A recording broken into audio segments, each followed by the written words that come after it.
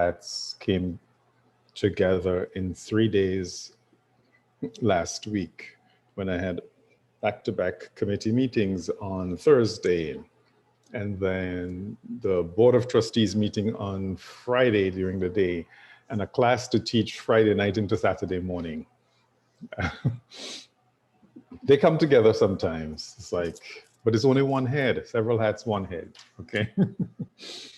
Well, I am happy to participate with you at this because Nikolai has a lot more confidence in my abilities than I do and thinks I could do almost anything. So thanks for getting me into good trouble like this and stretching myself and being available. So yeah, the book of Jeremiah has been a basic fascination for me for quite some time, for a very long time. And this gives me an opportunity to go back into Jeremiah for the moments in which we live. And I'll try to sort of catch you up as much as I possibly can with some of the more historical, detailed, exegetical pieces. And also try to make it the experience useful for you as you perform ministry in very unusual times. So one of the things I'm going to do is to use the whiteboard, and of course I will encourage you at certain times to put your comments in the chat, or even to join me in writing as well. So I want to start at the very beginning, the superscription of the book in chapter 1, verses 1 to 3.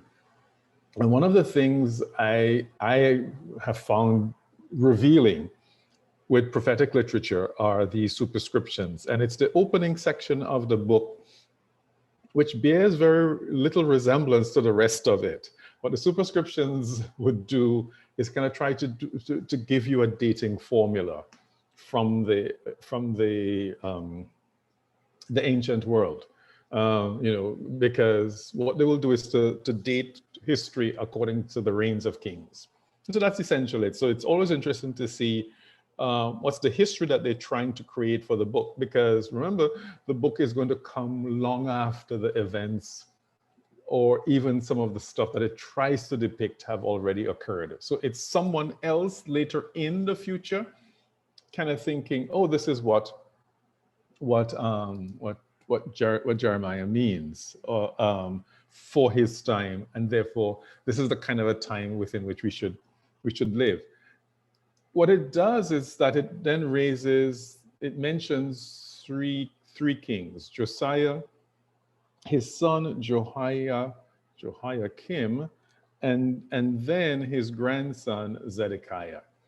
And just to the touchstone of these three kings at the start of the book is in some ways a signal to a great deal of dislocations.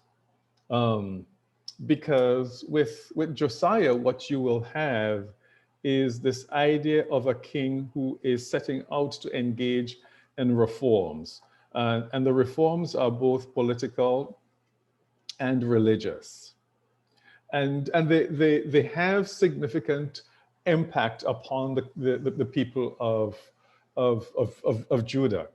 Largely, the religious reform is changing the landscape tremendously, because what Josiah does is to abolish all outlying shrines outside of Jerusalem and basically centralize religious activity within Jerusalem. This is like, hey, nobody could go to church.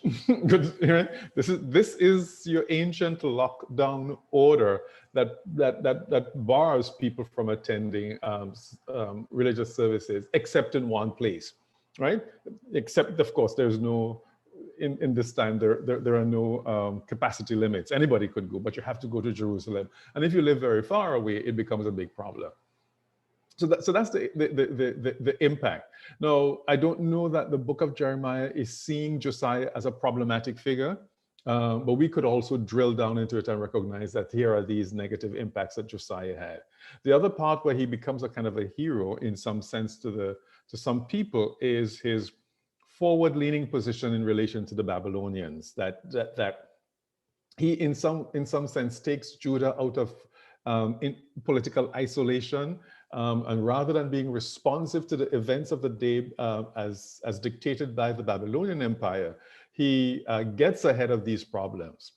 But that then creates a lot of exposure for Josiah, who eventually dies in this crossfire between the Egyptians and the Babylonians.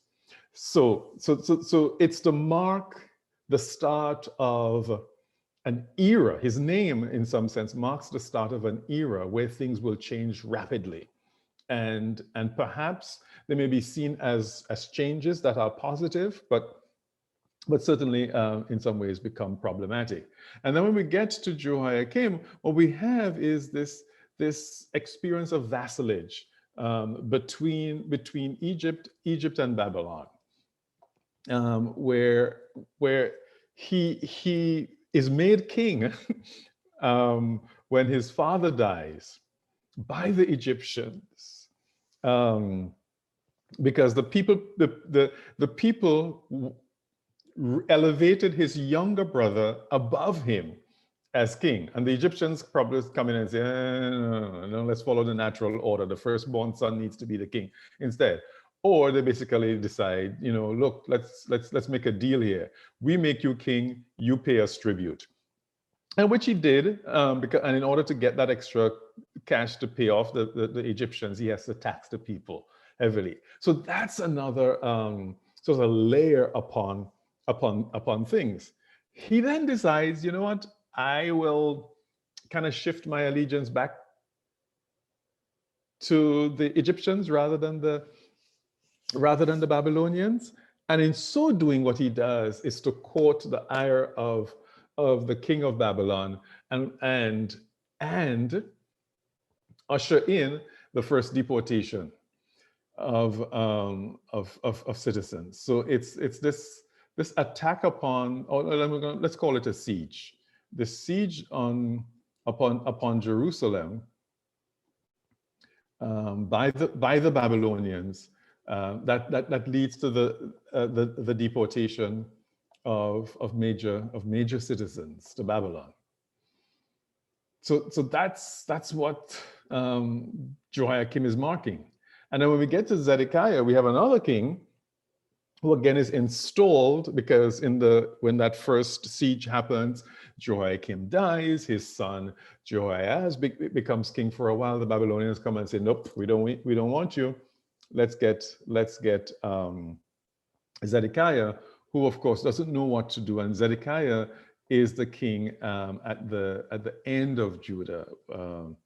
He's the last, so let's call him the last king of Judah, because that has kind of an epic movie feature to it, right? So he's the last king of Judah. There we go. And his end is quite a remarkable one.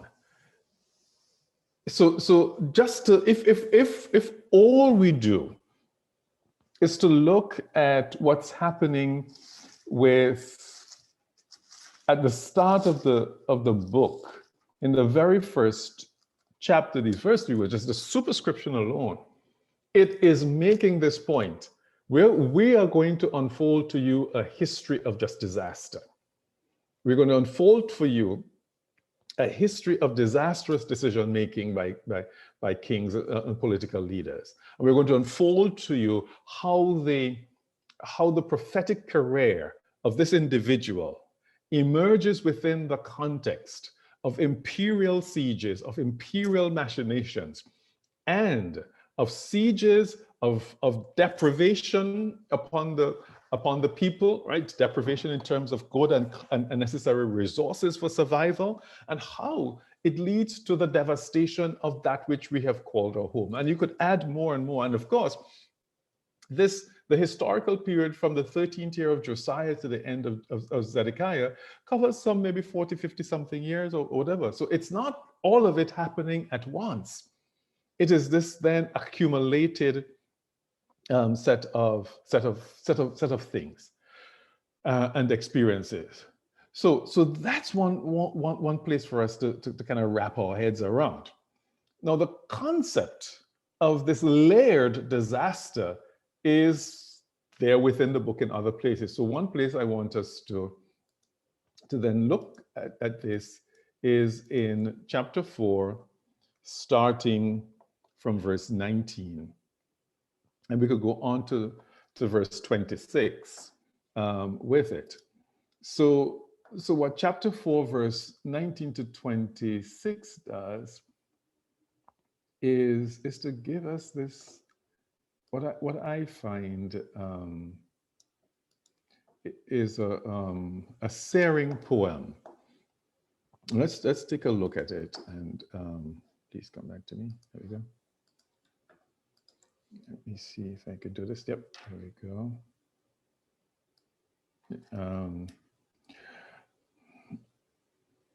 So let me read this. This isn't my anguish, I writhe in pain. Oh, the walls of my heart.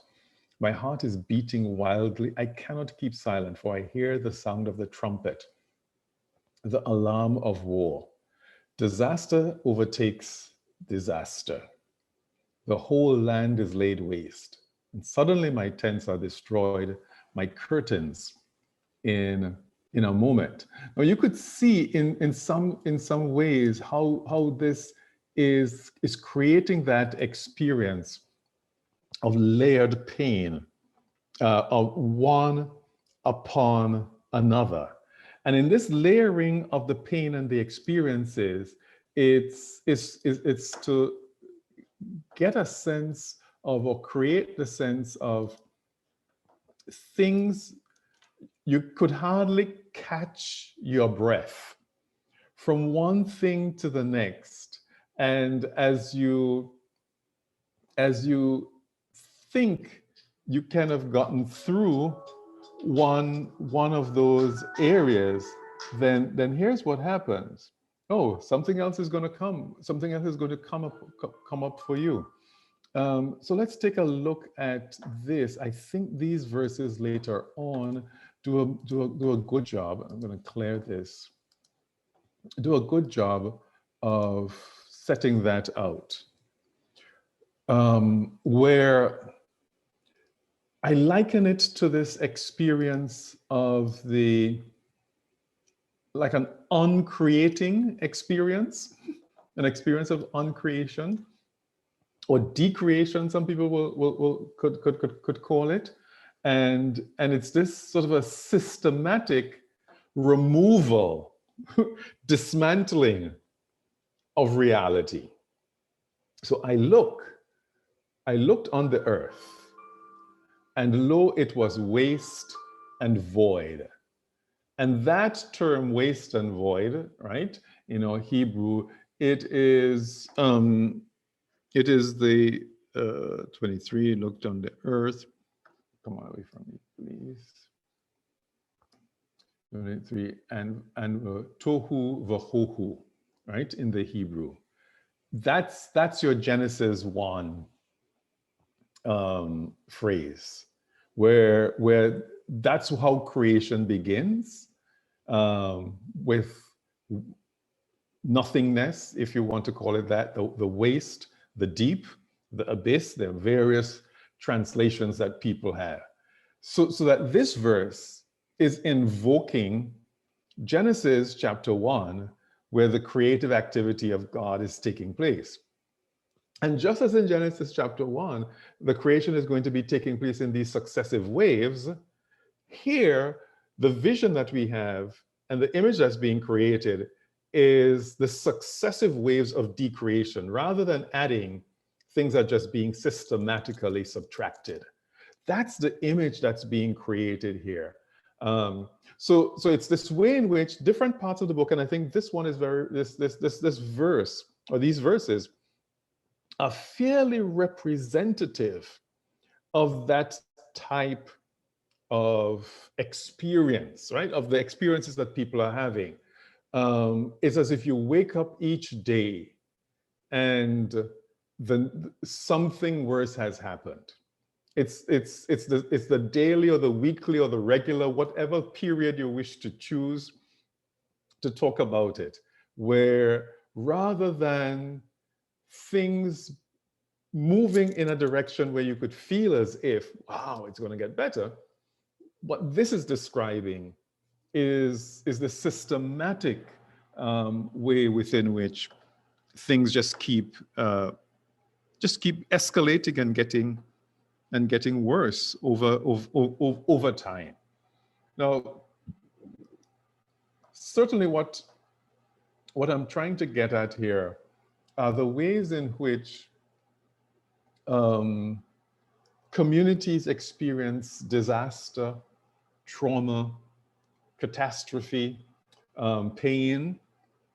And there is no doubt, in a sense, that the book of Jeremiah is making a strong claim for positioning in itself to be read within those types of experiences.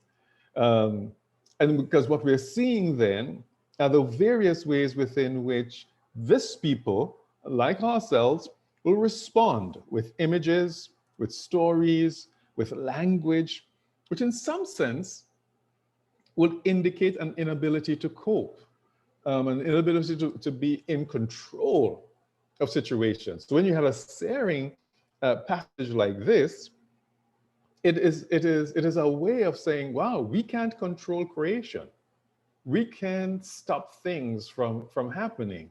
And when the images are in some ways, kind of located within the cosmic realm, as we have them here, these aren't things at the behest of humans to be able to then negotiate their ways out of them, and in some ways say, look, we could make that quite different. So it's that sense of the lack of control and inability, and the challenges around what it means to cope in these situations. Now, the other thing that I want to draw to your attention that we're seeing in this book is the distortions that occur in human relations. And one of the big ones, I think, is in chapter 2, where what you had is this bride that was wooed, and as this attractive, this relationship, this marriage that turns out that starts off with all of the wonderful sweetness that relationships begin with, that simply turns sour.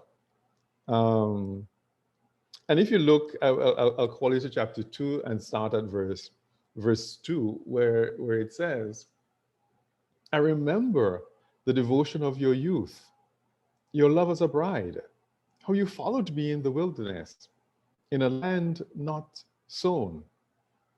Israel was holy to the Lord. The first fruits of the harvest, all who ate of it were guilty. Disaster came upon them.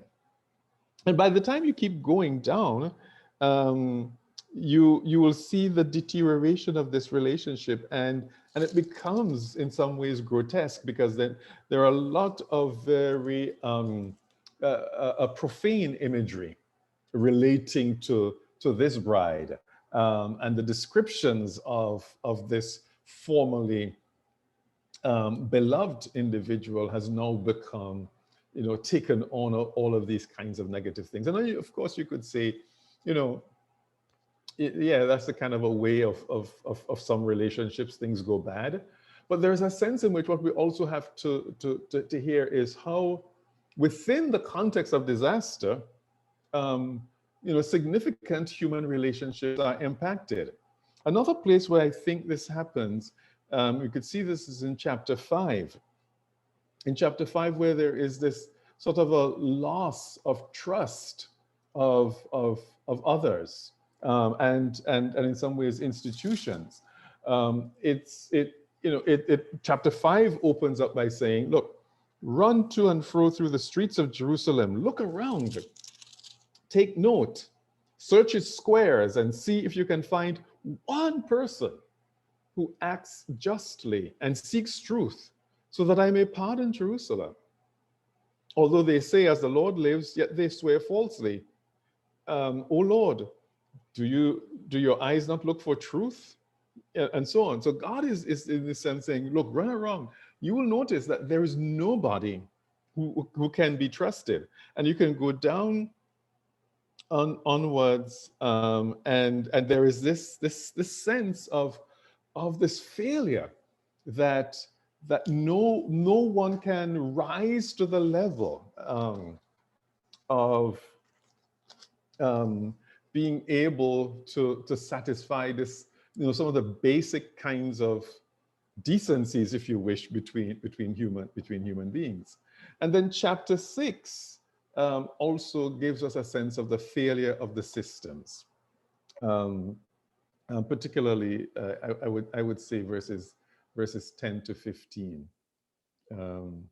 You will see that in chapter 6, because if it is bad enough that that no human being is, your neighbors can't be trusted, you see in the systems this abject failure. So like verse 13, it says, from the least to the greatest of them, everyone is greedy for unjust gain. And from prophet to priest, everyone deals falsely. This clear failure and of things to hold together. And the image then is of a society in free fall, and it's disintegrating, it's coming apart. And that's the work of the prophet, to in some ways jump into that space, and then call out those systems for what they are. One final thing I just want to present to you is, or for our reflection, is the experience of chapter 36. And this is Jeremiah and King Zedekiah. One of several encounters that sorry, I don't think it's Zedekiah, Joachim, I'm sorry. But this is one of several encounters in this section of the book where Jeremiah is in contact with the monarchy. And so he will have these, well, in this case, there's no direct contact between him and the king. The mediating object is the scroll. And so the two of them never really come together. But with Zedekiah, there are quite a few, there are about 2 or 3 face-to-face encounters that he has. So he has this accessibility to the king. Now, why I'm raising it here within the context of the disaster is to highlight what's going on. So what Jeremiah does is to offer a dictation to his secretary or scribe, Baruch. Dictation to Baruch of the words that he has spoken. And let's record this. Let's keep it. And again, another kind of response that we tend to see in these types of layered disasters, when people are dealing with multiple disasters, what we're seeing is we don't necessarily know how to make sense of this, but let's record it because there may come a time when we could go back at it. So it's there is some inkling like that as well.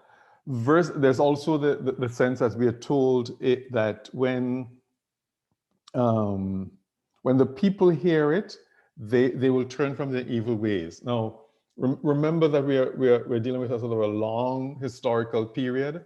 So what this is supposed to be is a recounting of the words of Jeremiah from the start of his career until now, presumably, and because we're not always very clear how the historical stuff line up.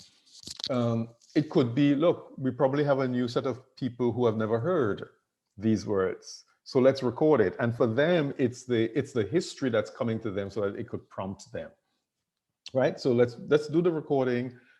It may become meaningful in this new time, and so that's what they're doing. And the other thing that I find very interesting here is the recitation of the words. The words will be recited several times because Jeremiah is going to speak them to Baruch, and he is going to write them down, and then the scroll gets passed on, and a group of people read it, and they have a response to it, and then they bring it to the king, and then the king reads it, and it's read to the king rather. So there's these several ways of reciting it. In the midst of disaster, sometimes that's exactly what we find ourselves being very repetitive, reciting the experiences. The recorded experiences are just recited over and over again as a means of capturing them, or perhaps they're the only words we have. And it's not always to make sense of the words, not always to come to some resolution with the words, or to take anything. Here, of course, there is this hope that Jeremiah has, that that people hearing this might come to a better a change of their ways. So it's this I find the recitation a sort of a striking feature of this. And then the other thing to look at are the responses. Now, we don't get any emotional or affective response from Baruch or Jeremiah because they have kind of lived with these things for a while. But when the first set of officials read the scroll in the hearing of the people, and then of course they pass it on to another group who is reading it, and they come in contact with the words. They then get antsy because their response to Baruch is, you better go in hiding because these are not good words. So it's this immediate response of the frightfulness, okay, the sense of fear that the words generate, because it's almost as if the medium of the words have changed the way in which they are received. So these are some of the officials who kind of would have heard of Jeremiah, but him standing in the public square and doing these oral presentations may not have had the same impact upon them. Having that now on a piece of paper and being read by someone else then seems to generate a different kind of response to them. So you have that. And then when we get when the words are being read to the king, what you have is this very impassive response from the king, who basically is hiding a lot of his emotions, anger being one of them, because he orders, look, just destroy that stuff. Just cut it up, burn it. so there's this impassive response that we get, but we know that there's a lot of affective bit that's occurring. If you read verse 25, neither the king nor his servants who heard the words was alarmed. And that I find to be striking. In some sense, there are many explanations as to why they are not alarmed. And so this way of, here we are faced with disaster, faced with crises, and some of it just may well be we don't know what to do. And the book is a way of bringing all of that out into the open, and sort of naming that as a significant feature of what it means to live in the midst of these multiple and accumulated disasters. So we'll see that if we start to think of the book of Jeremiah as set within all of these moving pieces, then certainly we see a different way of reading and engaging it. So let me pause there for a while. I stop sharing the screen. I have a bigger question to frame, but I want to take your responses just in case I confused you completely, or I may have generated more brilliant thoughts in your own mind. Okay.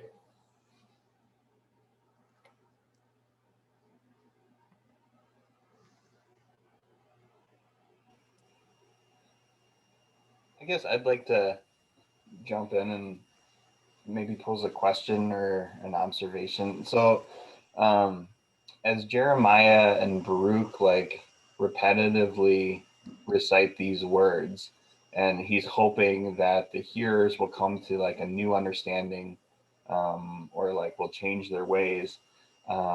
It seems like, and maybe I'm getting this wrong, but everyone else's hope when they're hearing these words, they're hoping for words that will make sense of their situation without calling them to change in any way.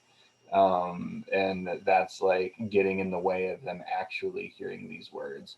And so I'm like curious to know, um, because like in seminary, the question was always, how do we like say the gospel so people can hear it without like compromising the spirit of the gospel, and things like that. And so like sometimes it seems like in Jeremiah's account that there just like isn't a way to like mince words in a way that they will hear it, because we're hoping to get different things out of it.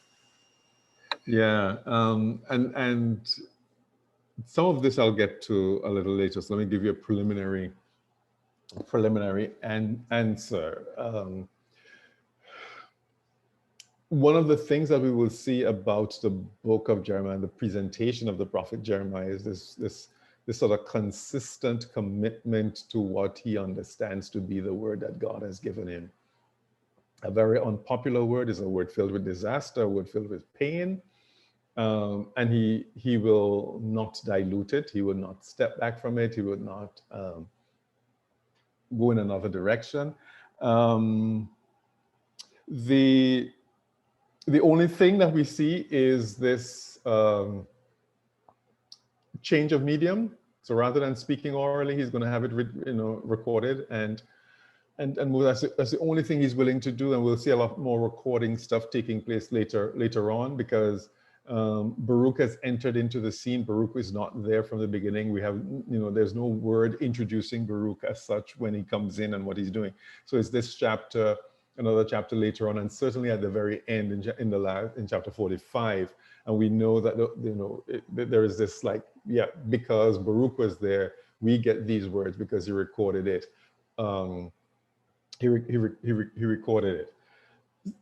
That I would say is one of the lessons we have to learn from this book and this prophet. How do you stay close to it? And I want us to consider that towards the third hour. How do you stay to it, close to a word that's painful and unpopular?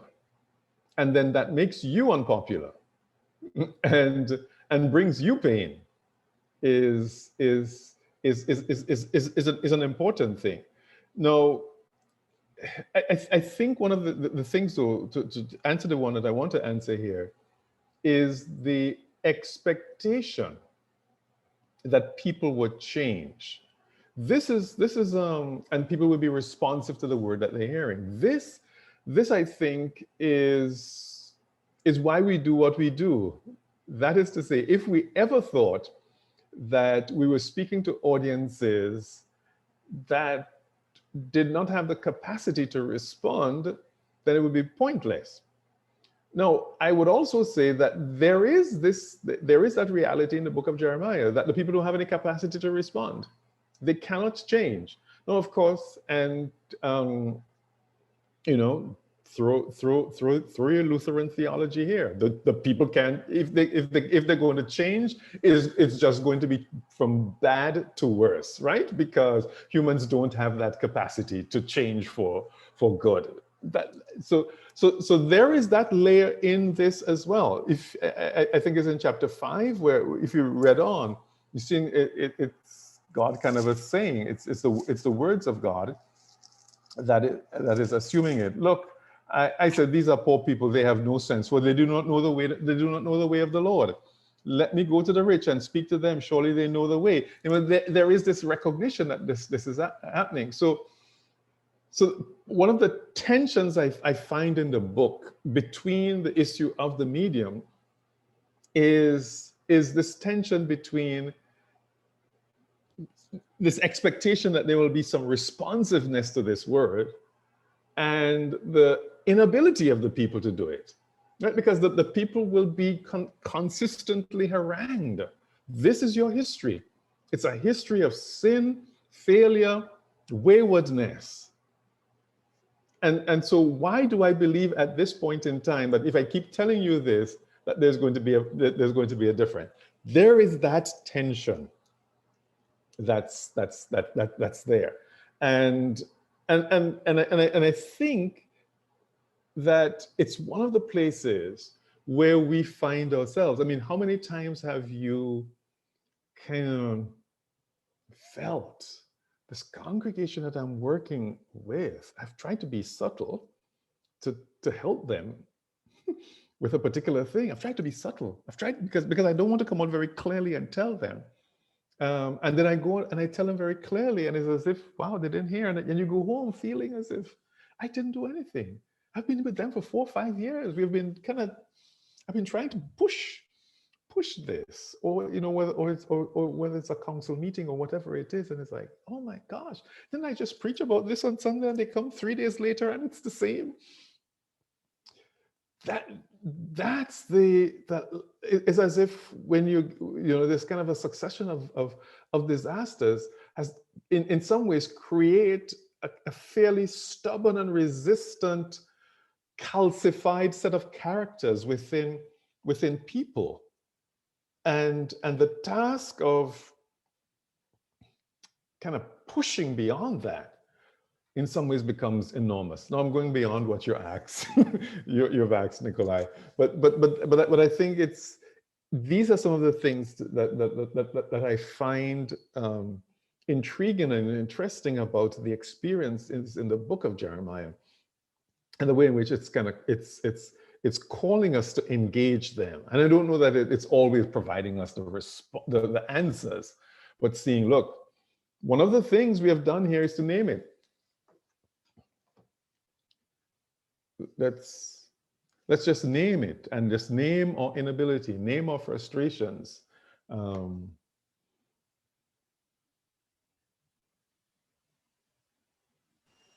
Yeah, thank you.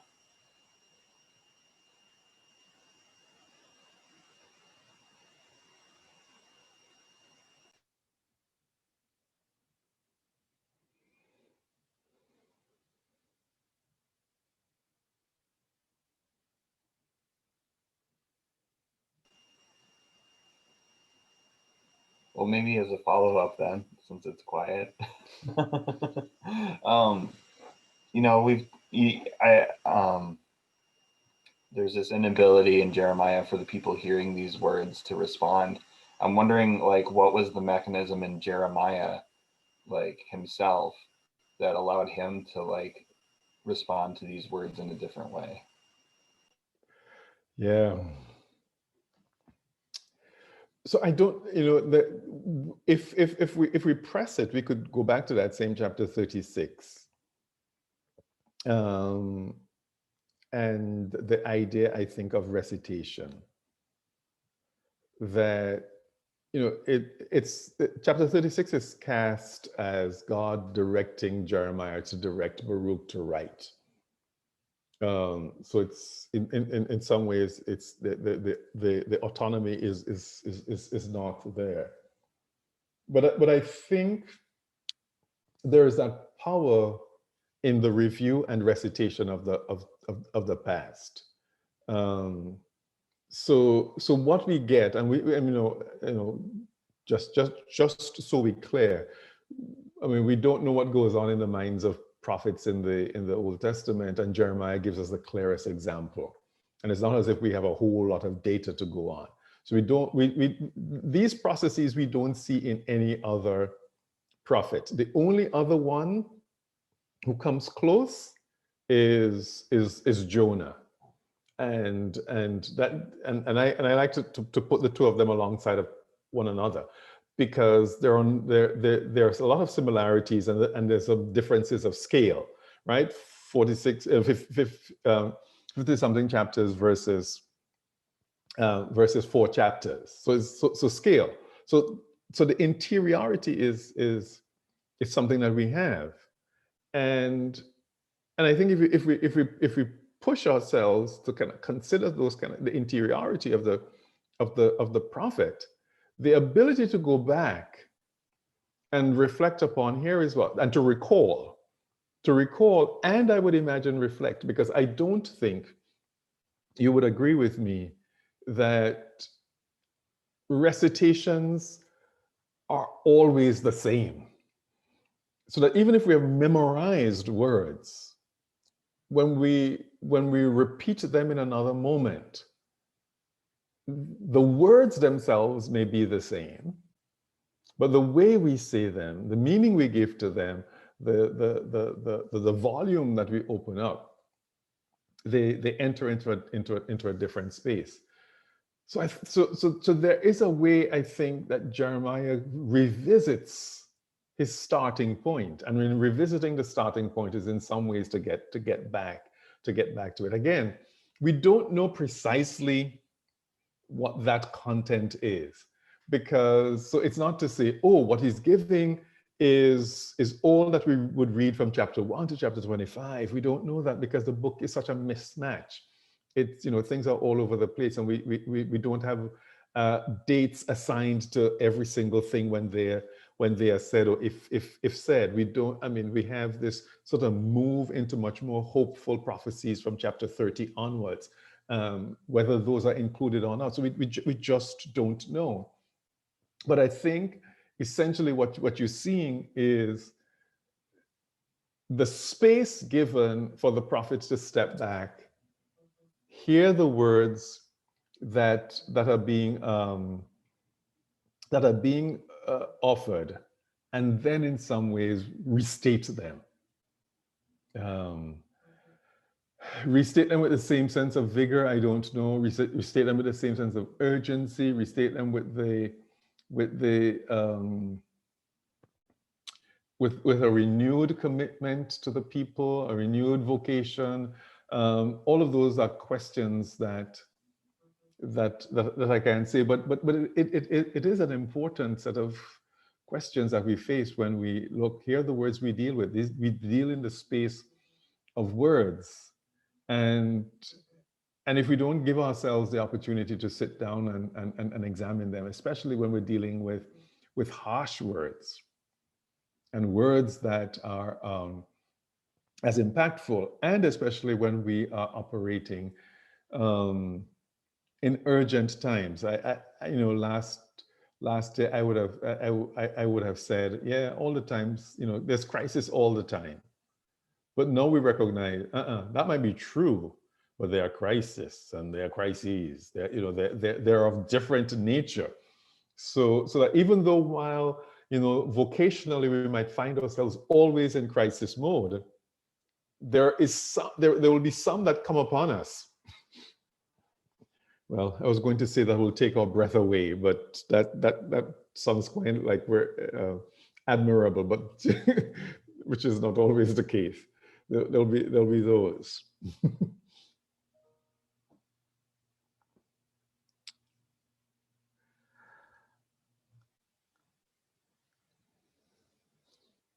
So my question that I wanted us to give some thought to is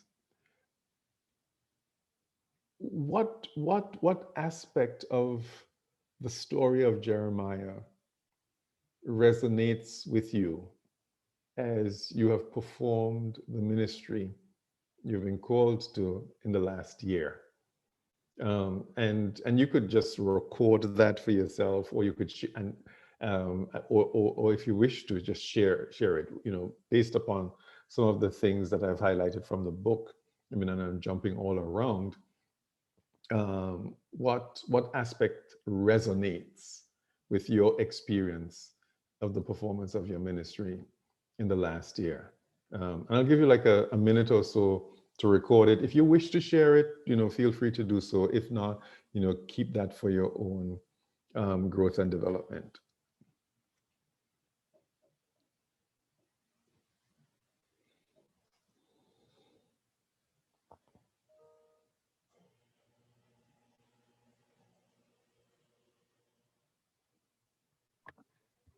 I'll share. Mm-hmm. Okay, go ahead, Amy.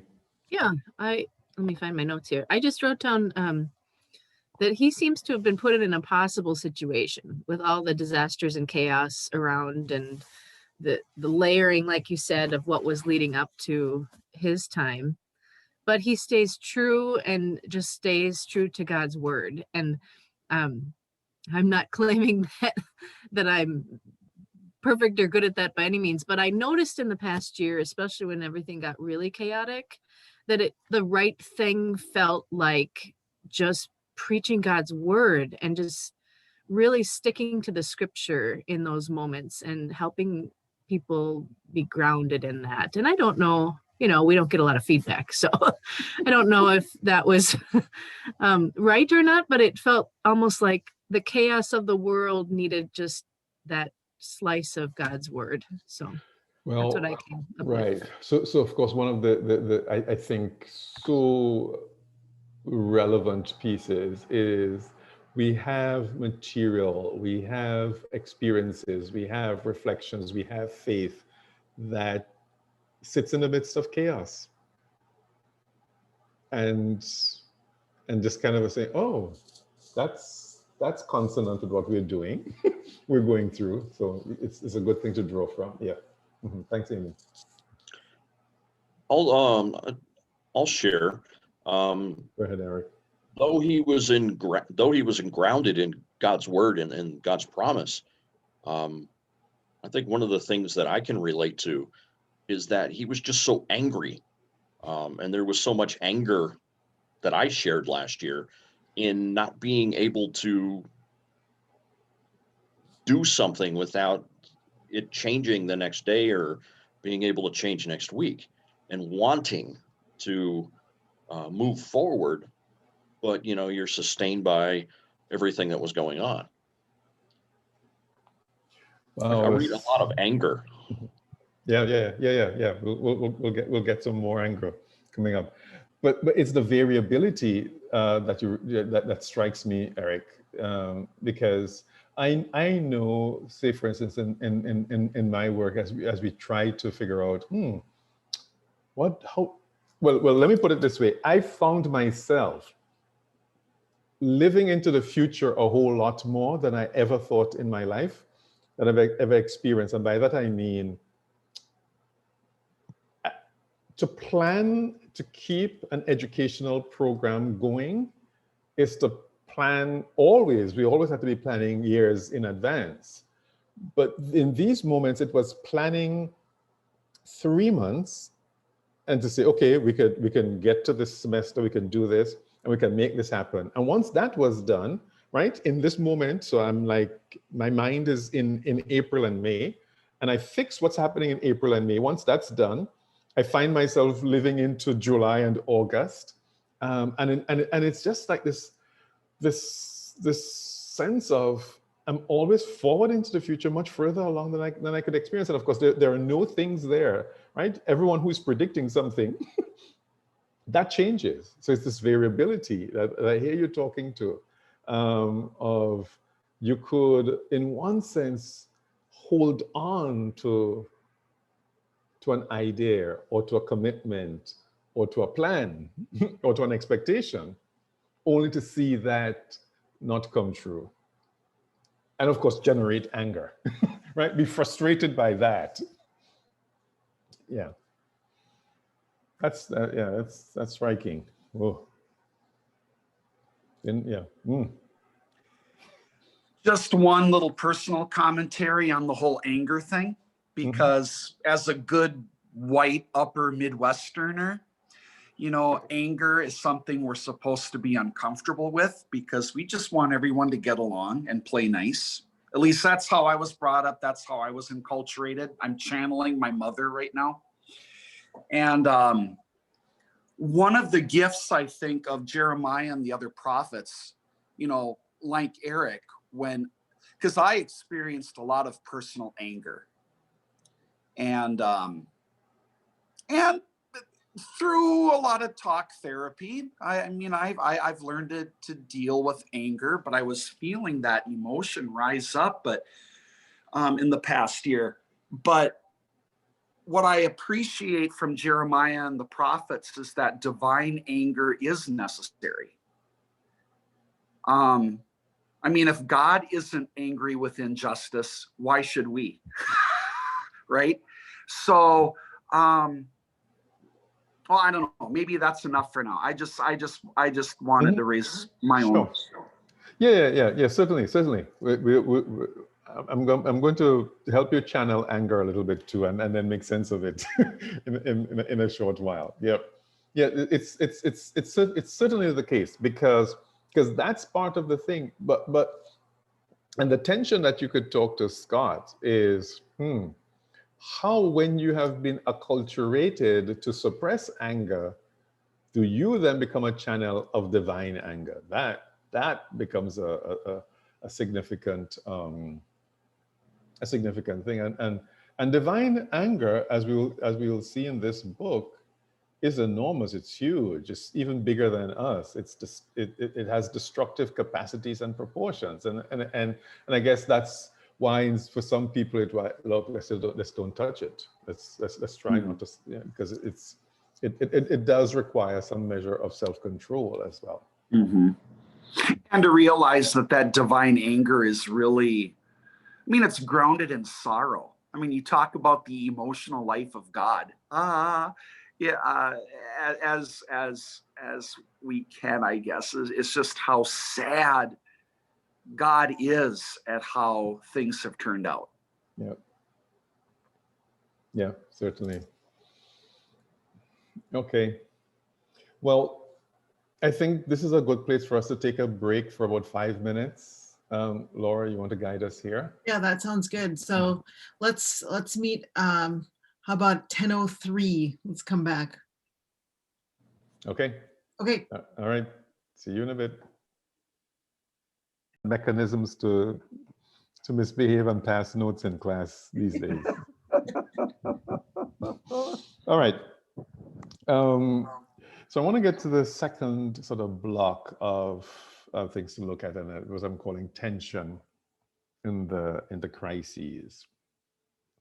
And to start this from the perspective that the book of Jeremiah is always going to give us theological explanations for whatever is happening to the people. And this is kind of what you get with the Bible. The Bible is a theological book. It theologizes everything. God causes everything. That's the reality of the book. We're not going to find any other answer, but God caused it. God could stop it, God could prevent it, God could change it. That's what you get. Of course, for us, it just means we have to consult other sources as well, because formation of theology and that sort of a thing. But one of the difficulties then, and we'll see this represented in the book, is what do we interpret God to be saying through all of this? And so that's where the tension comes. The tension is occurring because at various levels among prophets and kings, there's a search for meaning and for answers, and they're coming up with different ones. And people are taking different perspectives. So let me go back to the whiteboard and do some of this. So we will see, for instance, that's not what I want. I want you in chapter 6, because I like chapter 6 of Jeremiah. In chapter 6, in 13 to 30, is this sort of an extended conversation, which I started to reference, but it is the use of this term peace. I say from verse 14, they have treated the wound of my people carelessly, saying, peace, peace, when there is no peace. Now, the they may be prophet and priest who have dealt falsely. That's the referent in verse 13 as the they who are doing this carelessly. You know, I've always found this a very, in some ways, contradictory book. And this is one of the few books in the Bible where, in a very explicit way, it becomes very uncomfortable with words like peace and hope, and as using them just too easily, and in an oversimplified way.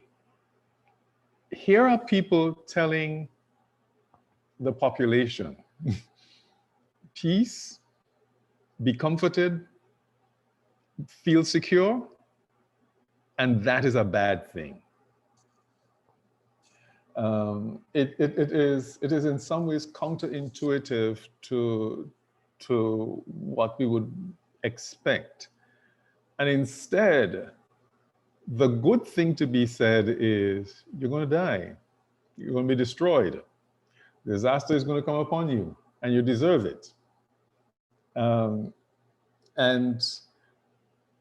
it's going to come in the form of these very, very painful forms. And if you go on from verse 14 into the rest of that chapter, that's kind of the sense you get. It is a heavily negative experience that is going to occur. And how this book positions itself is, peace is that dominant message that's being proclaimed throughout the kingdom. And Jeremiah is that one voice that is stepping back and saying, wait a minute, let's just don't do this. And in fact, this is what I believe is taking place. Now we see this a little bit further when we get into chapter 7. Chapter 7 is a sermon delivered at the temple gates or precincts, because exactly where he's standing, we're not too sure. Certainly, it's not within the temple walls themselves. But again, one of the things that he does is to take apart this notion that if you say the magic words, it will be good for you. So here he is sort of invoking the temple of the Lord as a kind of incantation, because what it does for people is, if we stand where we are and we perform the rituals and we do the kind of placating of God, we will be protected and life will be good. Chapter 7 is one of those places where, and the correlate is in chapter 26. So you should also read chapter 26 with this alongside of that. Chapter 7 and chapter 26 do go together. But what he's trying to do is to puncture this sense of assurance that people have in this, in what I'm call, we could call certainly exceptionalism. And the exceptionalism stems from this idea of Zion theology. Zion theology was kind of born out of the experiences of previous disasters and previous attempts to destroy the city that failed. Ultimately, the belief developed that this was God's house, this was God's place, God will protect it and keep it. And of course, there are psalms dedicated singing that and explaining that belief. And here is Jeremiah as this voice, more or less saying, all of these nationalist ideals that you will have, right? And the nationalist ideals are a fallacy.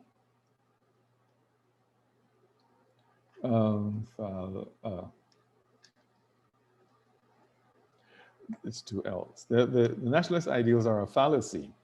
And you're trusting in something that will ultimately not keep you. So if disaster is the content of the message that Jeremiah is going to give, it is delivered and wrapped up in a bow that is going to undo the sense of who these people are. So there is this heavy dismantling that's occurring. Your message, your pathway is to dismantle the people in the ways in which they have been constructed, in the way in which they have been formed nationally and religiously. So that cannot but be a significant point of tension for the person who is doing it, and put you at odds with other people and the mainstream and dominant voices. This is one of the incredible pieces of the book of Jeremiah, where it kind of survives because the unpopularity of the message in its day is justified or ratified by the events of history. So understand that in some sense, what is not the benefit for the people in the moment in which these events are taking place, they don't have the verdict of history to help shape their thinking. Jeremiah is right, these people are wrong. These people are right, Jeremiah is wrong. All they have, I shouldn't say all, but one of the things they have is the appeal of the message.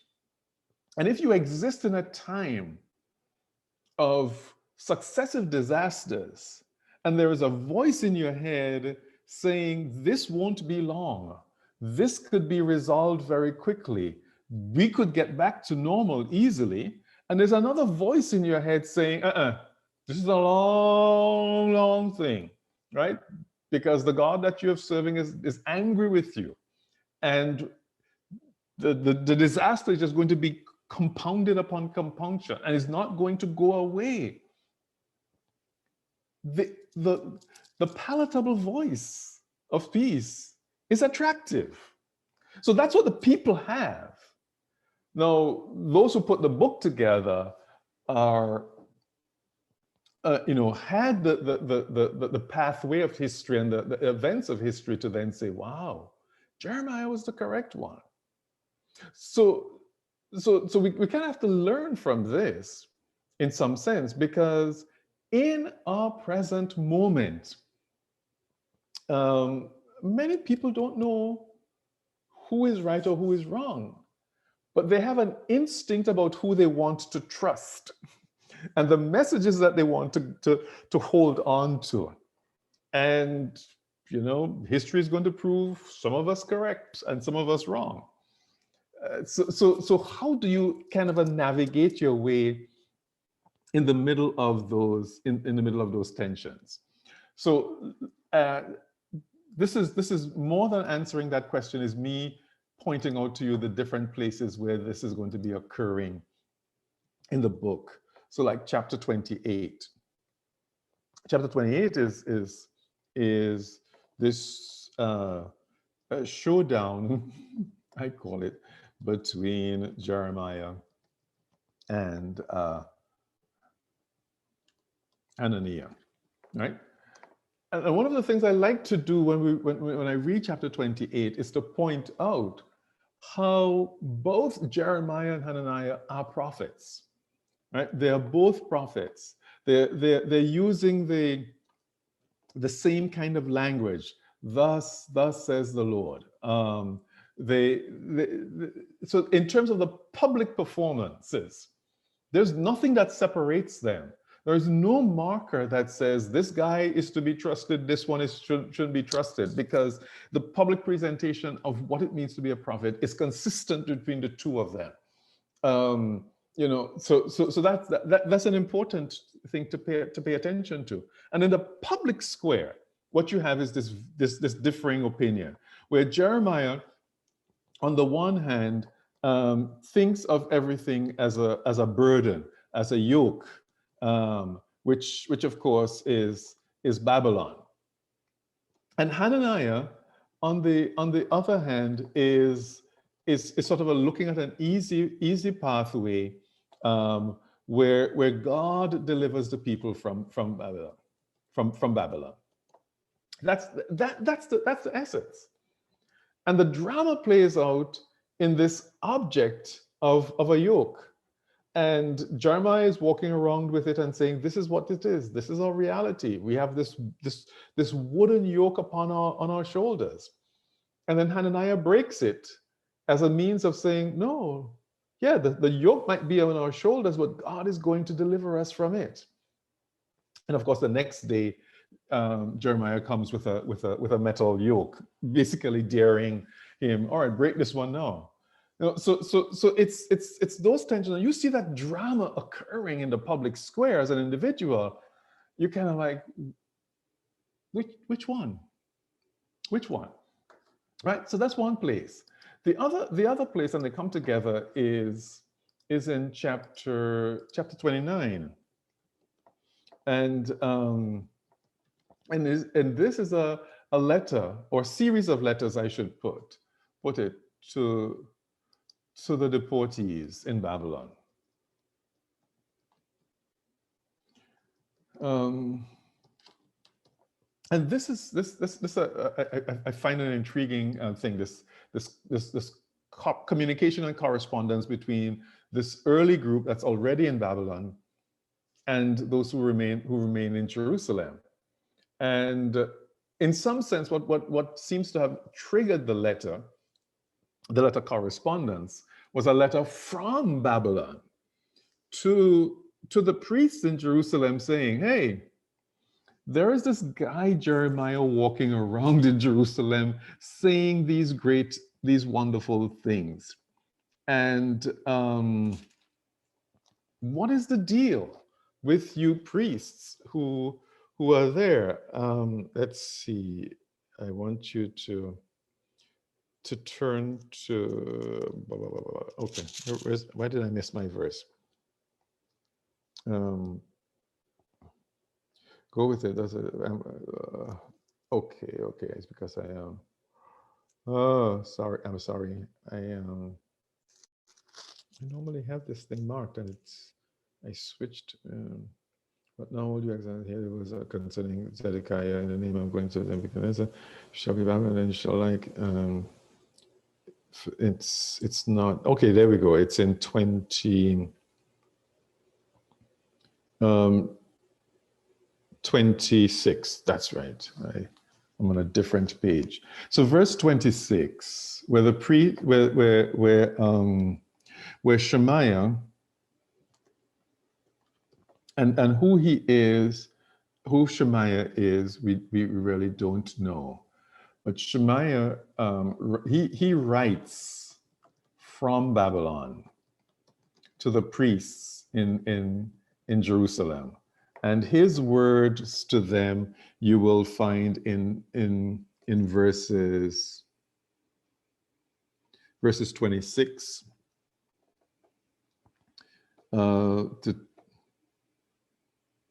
verses 26 to 28. And what he's asking the priests is, why haven't you contained Jeremiah? Why hasn't he been silenced? Why hasn't he been locked up? Why hasn't he be rebuked? Is the thing for what he is saying. Because if the words he's speaking are troubling to the people in Jerusalem, they're even more burdensome to us who are here. We are looking for relief, and he's not providing relief, and he's not providing comfort. And my suspicion is that is what leads Jeremiah to write his letter, and in some sense. But what Jeremiah does is to point out. Jeremiah points out a long stay. It's going to be a long stay in Babylon, and this long duration is I tend to argue starts in verse 5, verses 5 to 7. That's the advice of build houses, marry, bear children. Yeah, bear children. I'm missing the thing. Plant the vineyards. Pray for the city. That advice. That's the advice of settle there. That's basically what he's arguing. You basically need to settle there. Any thought that in your lifetime you will return to this place, you need to get rid of it, because it's not going to happen. And so it's this, and we see that playing out back and forth between the two cities. So the Babylonian group is expecting some sense of relief and deliverance, and Jeremiah is going back to them and saying, no, it's not going to happen. It's certainly not going to happen. Why don't you then create a different scenario and relieve us of this guy so we don't have to hear him? This I find, exciting and intriguing, because conflict around the future, the sense of a disagreement about where we go, where we think we are. Those are so prominent in our life, and prominent in a way that I think we have not paid attention to, because I think, as Scott was pointing out, we tend to want to avoid these types of conflicts, but they are necessary and significant, and in some sense they give us this space to start to explore a whole number of other issues.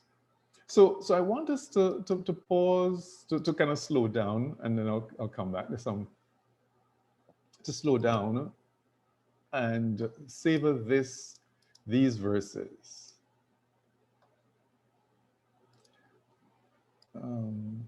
let's see. I'll have to scroll.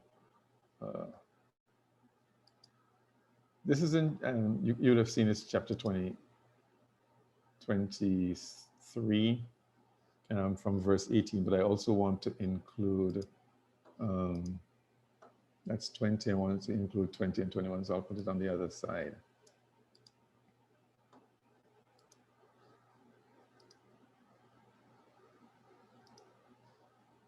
I'll put it over here.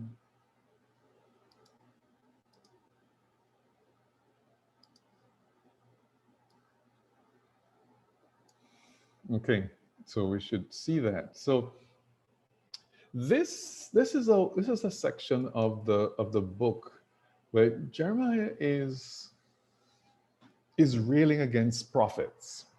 So one of the points I tend to make is the English versions of the book of Jeremiah is based upon the Hebrew text.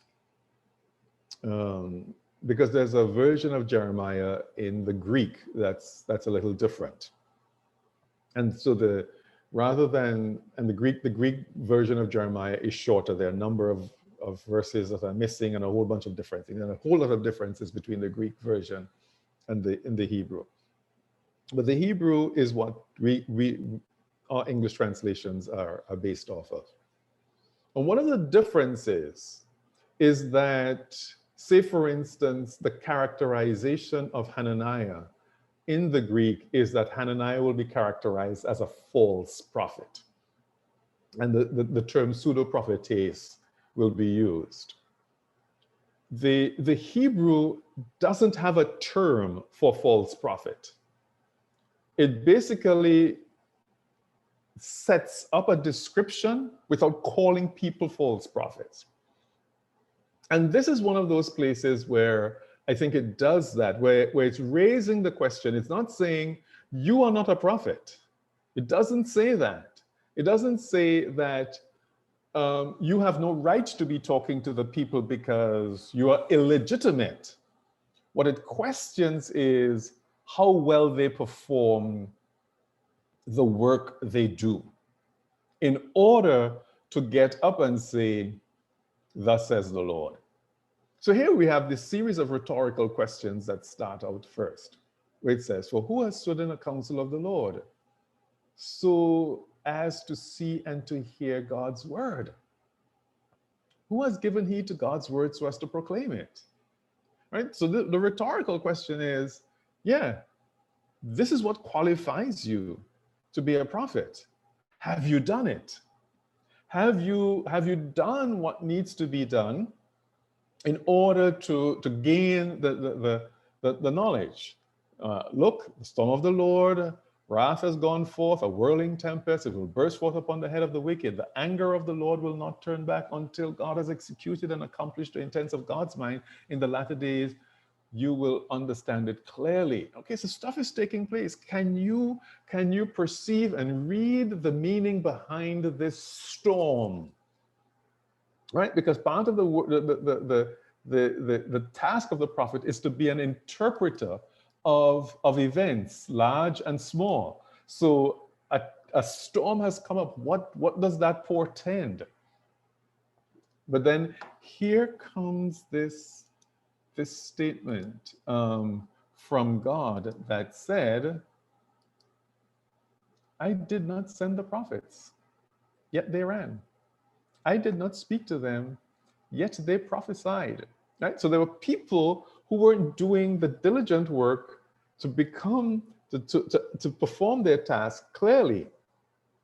If they had stood in my counsel, then they would have proclaimed my words to my people, and they would have turned them from their evil way and from the evil ways of their doings. Right? So this is kind of like, I'm not going to call you a false prophet. I'm not going to put labels upon you, but I'm going to question the level of diligence and the level of astuteness in the performance of the work. In the midst of all of this disaster, so that you might be able to lead the people very clearly. And have you done that? And having done that, can you now, with confidence, get up and declare, "Thus says the Lord"? So that's kind of where I want us to do some reflection and some discussion on. When, what is it like for you to exist in spaces where you have a different view of the reality that we are experiencing and the way in which people are being called to live through it, right? I think in one way or the other, you probably find yourself in those spaces where you are at, at variance with someone else over all of the things that have been happening to us in the past months. When have you been in those places, and what has that been like? And then secondly, what is your process of then asking, okay, am I clear that I am sincerely and to the best of my ability speaking what God wants me to speak? Let's talk about that.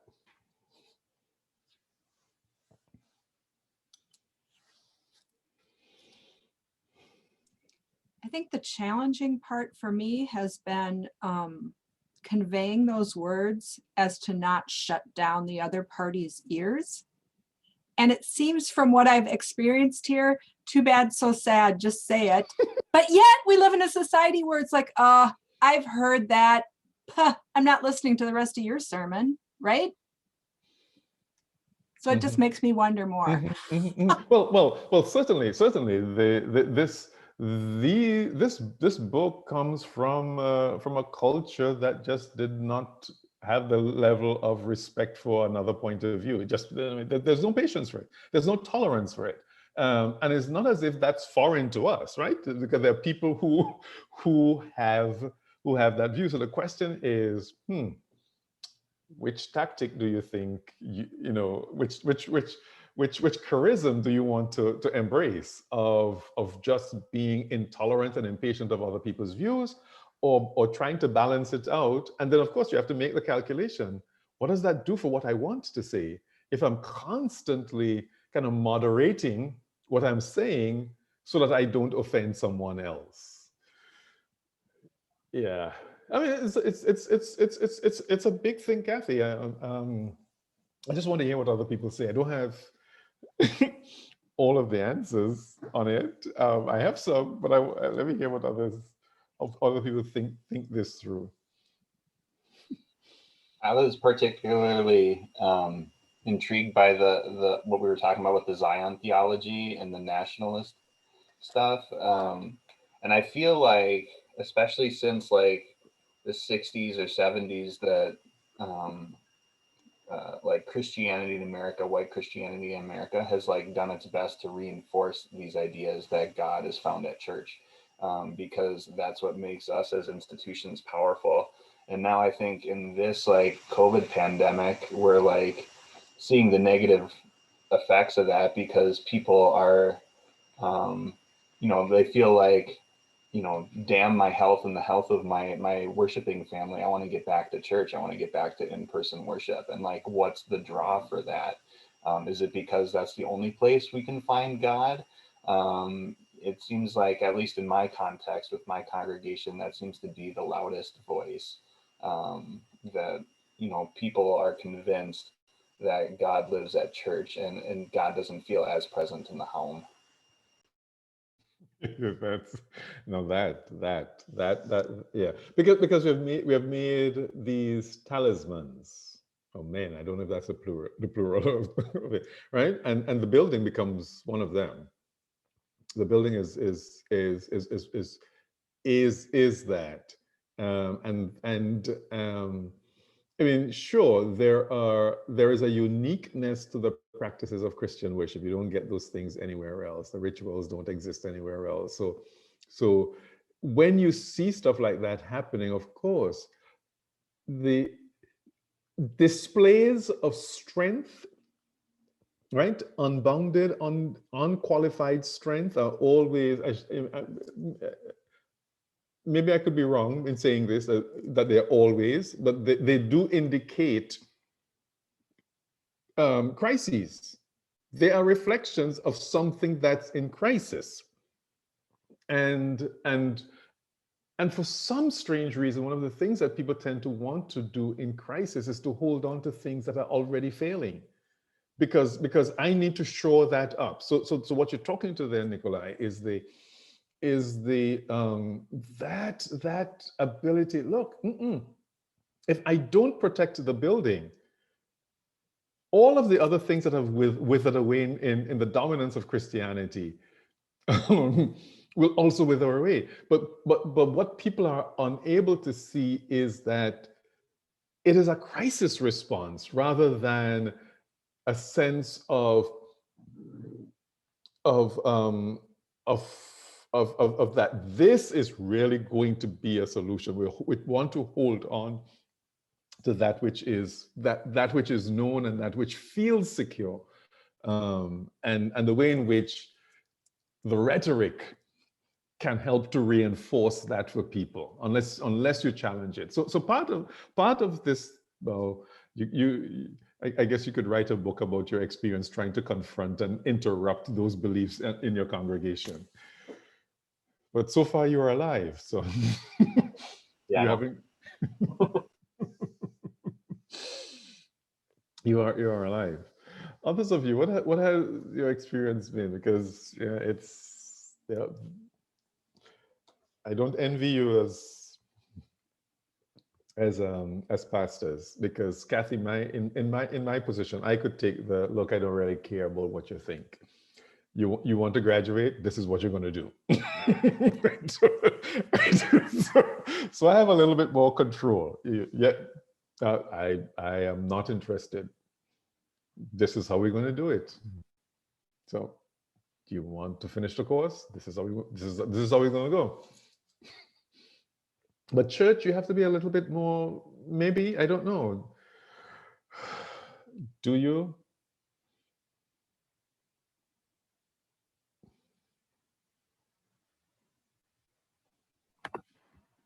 Yes. I wrote down your question. What does it do if I'm constantly moderating what I'm saying so as not to offend someone else? And I hate to admit that, but I kind of do that all the time. I mean, maybe not to offend people, but to know. I've been in my context for 7 years, and so I need to be a little more risky. Maybe they'll give me the grace to do that, but I also have massive student loans I need to pay off. So if they run me out, I don't know what to do. Mm-hmm. So we're kind of stuck in a little, we always have to find that line and press them a little further forward than they're maybe comfortable doing. But for me, it's about baby steps. Mm-hmm.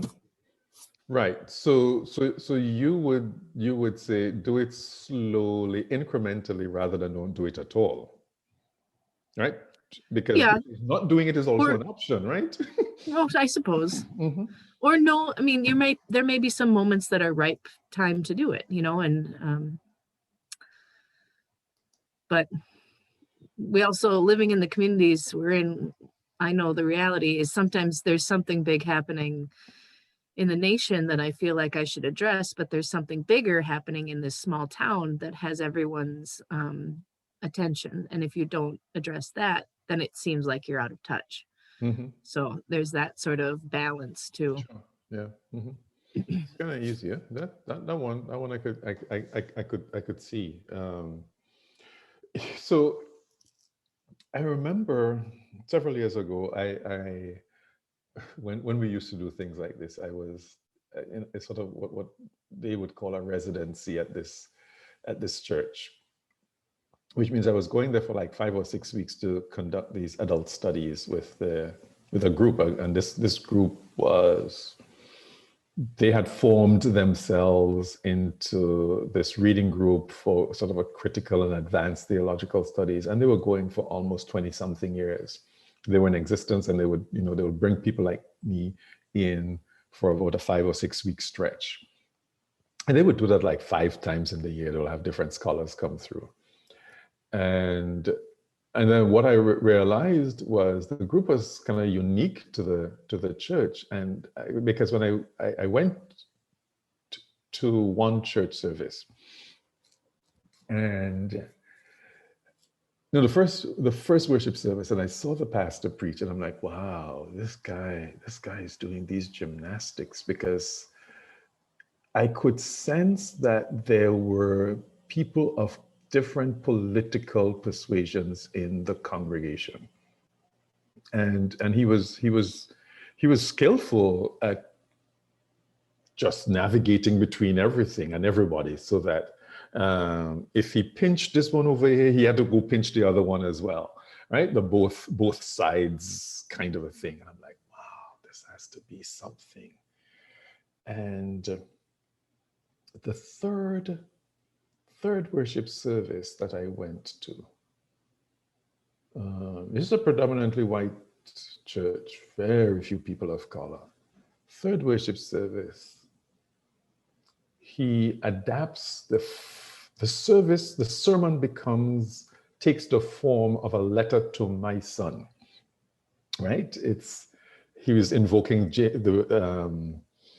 not James Baldwin, Baldwin, and also, Ta-Nehisi Coates' book had just dropped in that particular genre. So white pastor, and this was a week after that first travel ban that the former president had issued, people from Iraq. And I'm marveling, because I'm looking now, like, this guy, the gloves are off. He was like, today I'm just going to have it. I'm going for it. And what motivated him was his son.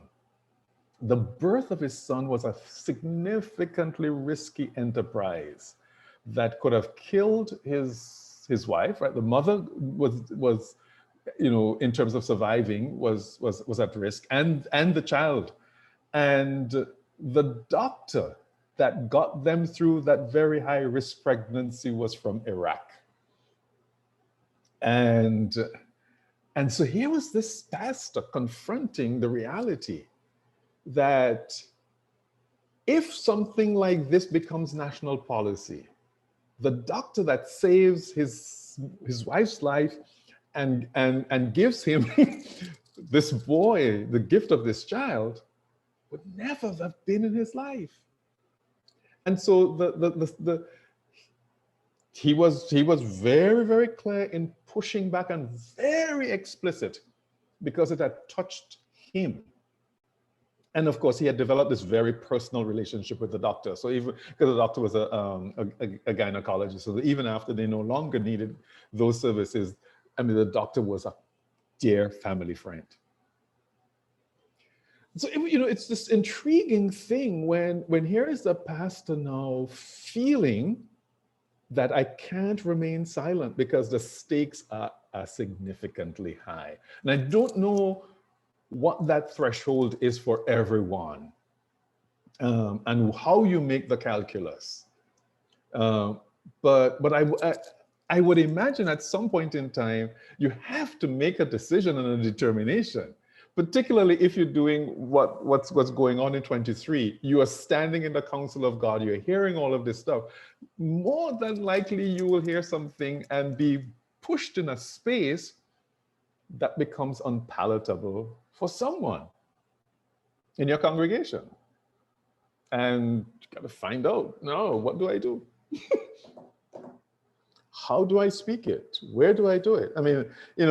There are persons, and I think I know, I see colleagues who are writing books on how to preach to the purple and stuff like those sorts of things. The technique is one thing, right? So you could then kind of steep yourself in, how do I develop the rhetorical skills that I don't alienate the people who I want to be listening to me?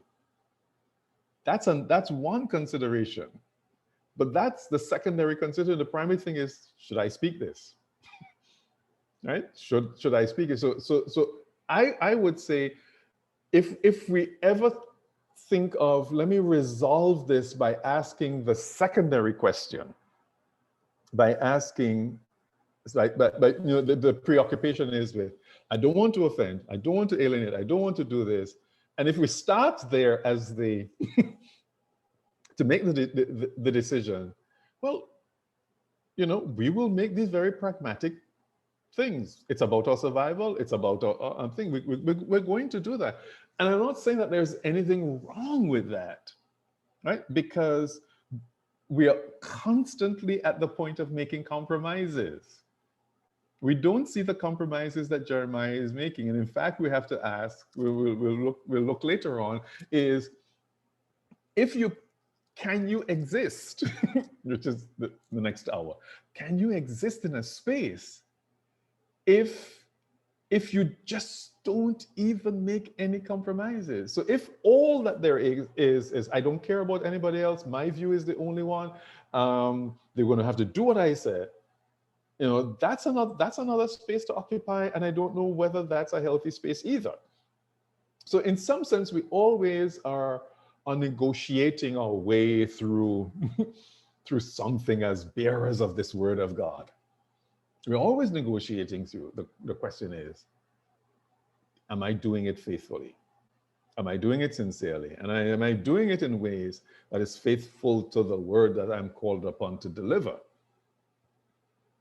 That's that point of tension of asking, okay, am I hearing God correctly? And if this is the word that I have to say, should I say it? Can I say it? How can I say it? Must I? Those then come afterwards. But make sure that you get it. I would say make sure that you grab that. You grab that. But yes, others of you, are there experiences of what's the process in your own sort of life where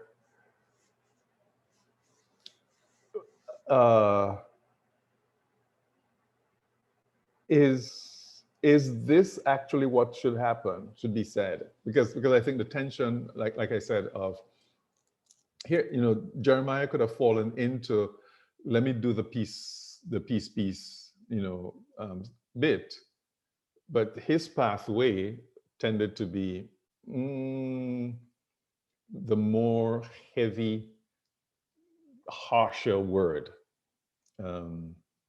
So what?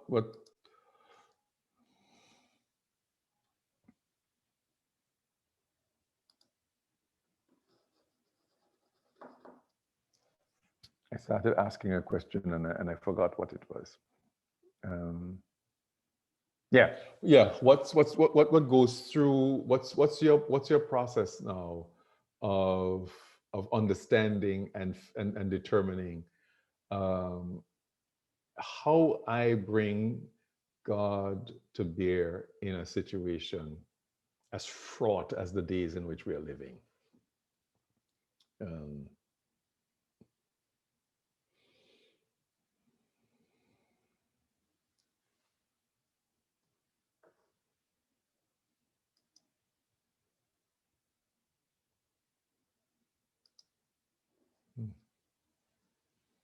Mm-hmm. So I'm naturally always seeking peace within my own being, kind of wired that way for probably lots of reasons. But when I was preaching on a weekly basis, when I was, you know, pastor in a parish, one of the things I discovered, and I think I just sort of began to realize too that this is what was happening, and then I could be more attentive to it. But at least in one point in a sermon every week, I would be very uncomfortable. I would, the peace that I strove for was gone, because I knew I was saying something that was pushing, and it was pushing on me first. And so that sort of became, and then there were other parts of our worship service too, where we needed to be made uncomfortable, not in an irresponsible way, not in a like gathering together in trust, in trust of one another and of the Holy Spirit.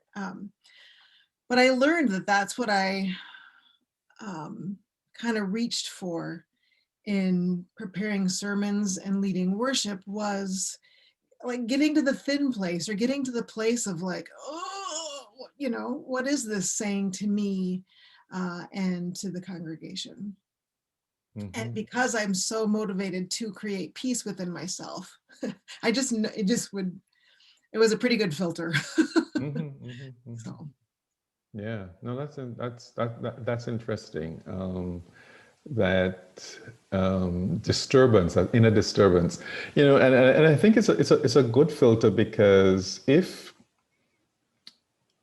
we don't have it, we may be very too comfortable with and too self-assured with what we're doing, and that's a good check upon some of our impulses. I mean, I think I hear how you say this mandate, of course, to discomfort afflict the comfortable, and to do so responsively, because there's some people who can be so sadomasochistic with that, who take pleasure as a preacher, as a proclaimer, in inflicting that kind of pain upon people. And so if you recognize the enormity of your task, and that this is going to have some repercussions for people, and you are not in some ways pulled back by it, as a check on yourself, that's insightful. Thanks for sharing that. I find that quite insightful. So Nikolai, your question about the individual and the communal is so important, right? Because as someone who is involved in the task of preaching and leading ministry, we do it together. But of course, regardless of the polities that we exist under, preaching is one of those places that's one of the most undemocratic spaces in the life of a church. Right? The person who is preaching is going to do it without consulting with others. So why is it we need to keep that? Aren't there ways within which we could say, let's discover this stuff together. Let's do this discernment together. I remember as a young man teaching high school, and the vice principal of the high school, who grew up in a very, very ardent home, had stopped attending church, and he was like, you know what, one of my big problems is going to church, listening to someone for close to an hour, and I can't tell them anything. I can't ask a question. I can't say I disagree with you. And he was like, no, until they changed the format where I could speak back from a going. Of course, this is the format for hundreds of years. This is what it has been. But I think the point that you're lifting up is we don't have the space for that kind of a communal discernment. And I think particularly now, just kind of imagine if Jeremiah is able to sit with the community, and all of the impressions that we have is of someone who is cut off from the community, whether intentionally, deliberately, or by choice is not always clear. So here is these tensions he's having with the deportees in Babylon. I mean, sure, there's a correspondence, but you read the letter, there's no endearing terms expressed here. These are not people who are friends. These are not people who are on friendly terms. And that, of course, is one of the things that's always crucial when you are leading a people where there are obvious tensions. somewhat, if to find the ways to indicate that you care and you are concerned about those persons beyond their ideological position, keeps you in the room with them. But if you value them only for their ideology, which is consistent with yours, then that becomes a space of rift. So if people are only good to you because they agree with you, or they express ideas that you agree with, or you make sense to you, or are consistent with yours, and they become less useful because of the way in which they think and believe, you've already cut that off. So there's no set of good rhetorical skills that is going to heal that, unless you show ways of, you are still valuable even if this is what you think. I'm still going to tell you you're wrong. I'm still going to say that what you're holding on to is harmful to you and other people. But know that your worth as a person is not diminished because that's what you hold on to. And that's a hard line to think. So but it's all about how you build these relationships in community with people, I would imagine. So it's how do we then move away from the unilateral kind of ways? Is God only going to speak to me, or is God going to speak to the community and speak through the community when this is going to be happening? Thanks. Mm-hmm. Okay. I want to say one more thing just about, this is what I really miss about parish ministry is, one thing that we built into as a community was after the reading of the scripture and before the sermon, and we did the narrative lectionary, so it was one scripture reading. Then we would have a back and forth. There would be like a 3 to 5 minute time of like, what'd you think? What bugged you? What? And it was the most terrifying 5 minutes of the whole. Well, in addition to whatever was bugging me about my sermon, but because I just had to practice saying, I don't know. And I had to practice saying, hearing a view that I'm like, oh no, like a view that I didn't agree with or whatever, but it was, and it agitated. There were certain members of the congregation that just hated this time. They would just sit back, fold their arms and scowl. But it was so worth the risk for what it did to the majority, how it freed that back and forth, that question time. But again, it was also the most terrifying. Sure.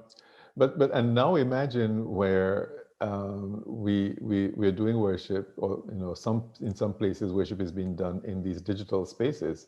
The capacity to do that kind of interactivity is there. It's just tremendous. One of the things that we do in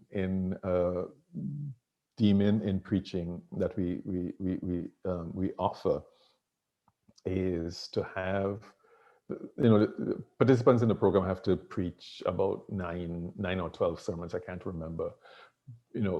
They preach while they're in residency when they come to classes, but they also preach in their congregation. And we have encouraged them to create this PPG parish. What's the other P group? And it's a group of people where they develop the sermon with.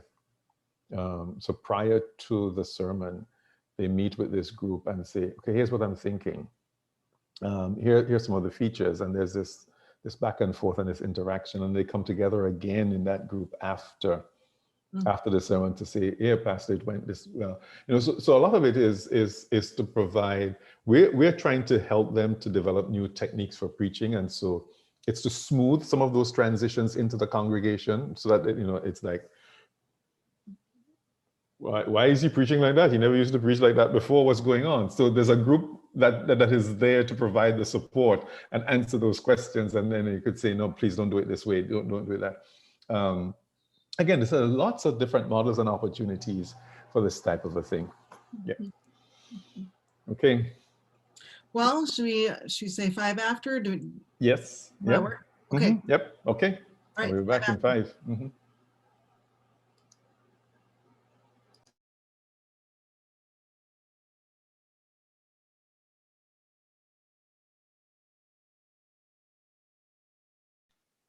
I'm raising the question now of attending to the self. And we certainly started to engage with some of those considerations earlier on. And one of the interesting things I have found about the ways in which the book of Jeremiah has been dealt with is the inability to confront the persona of the prophet. I shouldn't say inability, but the lack of interest. There was in the 1950s when psychological hermeneutics was taking off. Jeremiah was one of those targets where people were looking at how do we do the psychoanalysis of the character. And that may have been in some ways a misguided attempt, because it's hard to psychoanalyze a character in a book that you don't have access to completely and can speak back to you. But nonetheless, I think just following up on how this role of prophet is pursued is something that I find interesting and gives a lot of space, because we see the ill effects of the vocation. Because the way in which the vocation is defined within the biblical text is this abandonment. It requires, in some sense, an abandonment of the autonomy of the individual. And according to some of the phenomenology of prophecy within the ancient Near East, that was an actual thing. That a prophet, if not necessarily the ones in Judah and Israel, but prophets were inhabited by the spirits of the deities, and that took over their personality. And so it was not unusual to find male prophets speaking in female voices because they were possessed by a female deity, and vice versa. So you get these gender shifts and all of these other types of things. And so I want to go to how Jeremiah is positioned as a prophet, and in some ways to see this within chapter 1.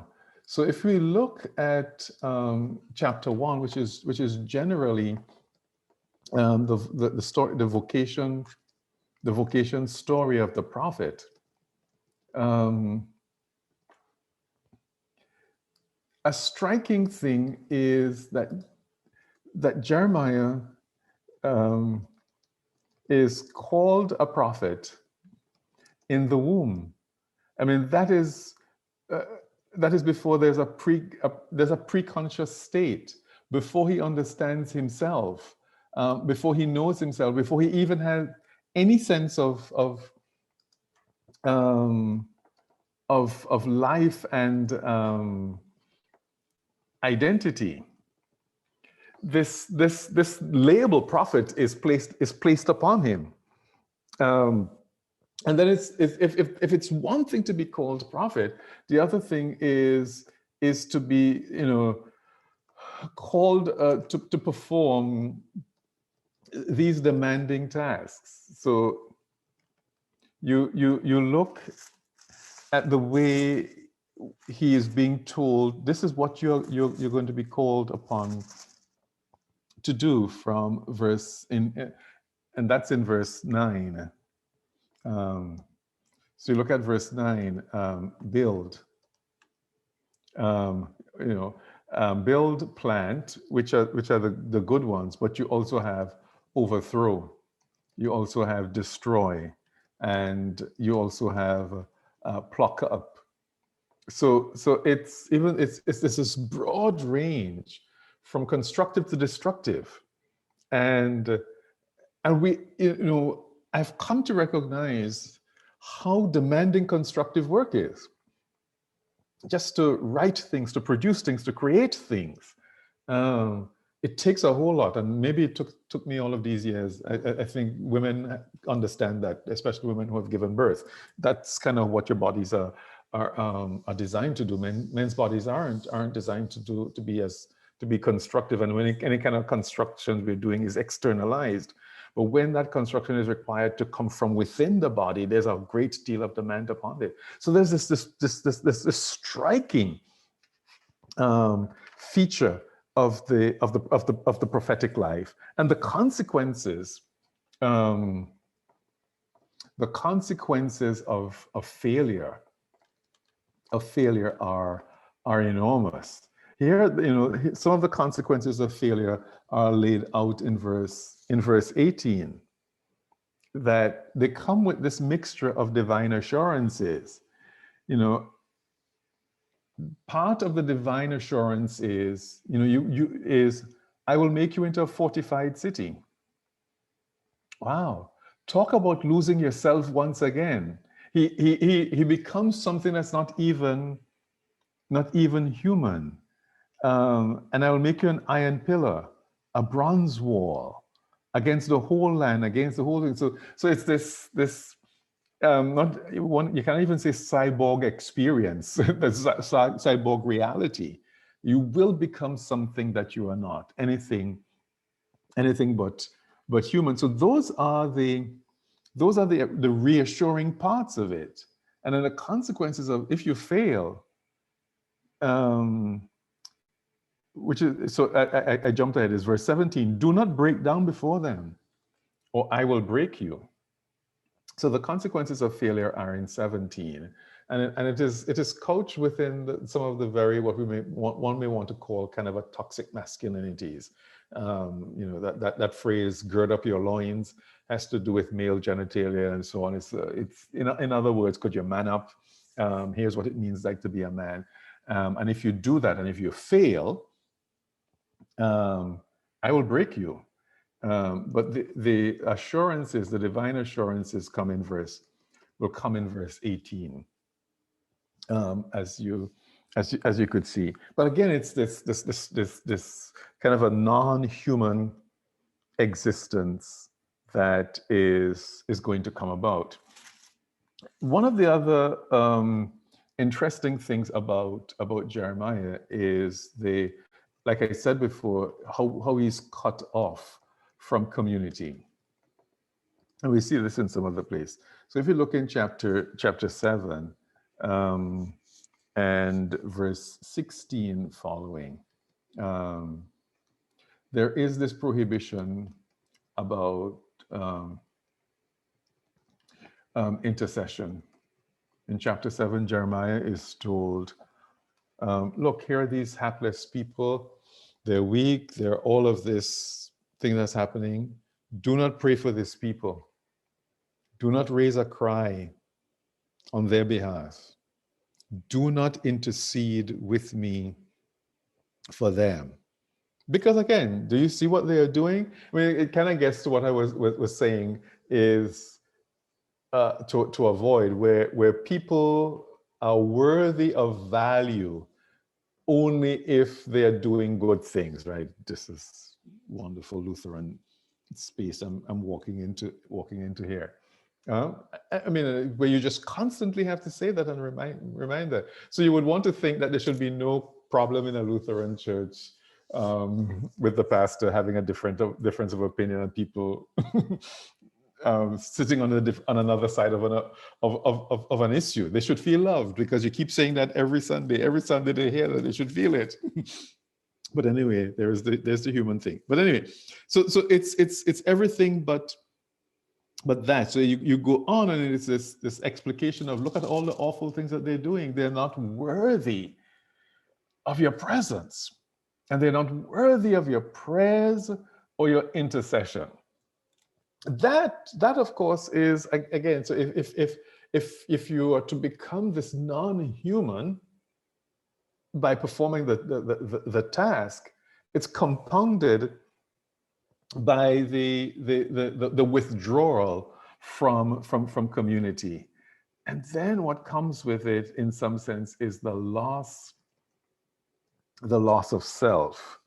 In chapter 8, I think from verse 18, this is one of the more popular sections of the book of Jeremiah. But it is a strikingly peculiar and confusing set of verses because, you know, to me, and I argue this, it's not always clear who is speaking. Because one of the things that we'll see here, I think that I'm going to exemplify it with this, but there's some other places as well, where the question is it the prophet or is it God that's speaking? Is the prophet speaking on his own or is the prophet speaking in the name of God? Those identities start to get blurred at some point. And while some people might think, oh, that's a good thing that you could fuse your personality and your identity, if not necessarily fuse it, you could suspend your identity so that it could be taken over by God. If you were living somewhere else, and when I say living, if your existence was in a place where you didn't have to relate with other people and had to come back to reality, that might be a good thing. But it's that those blurring those lines are not necessarily helpful.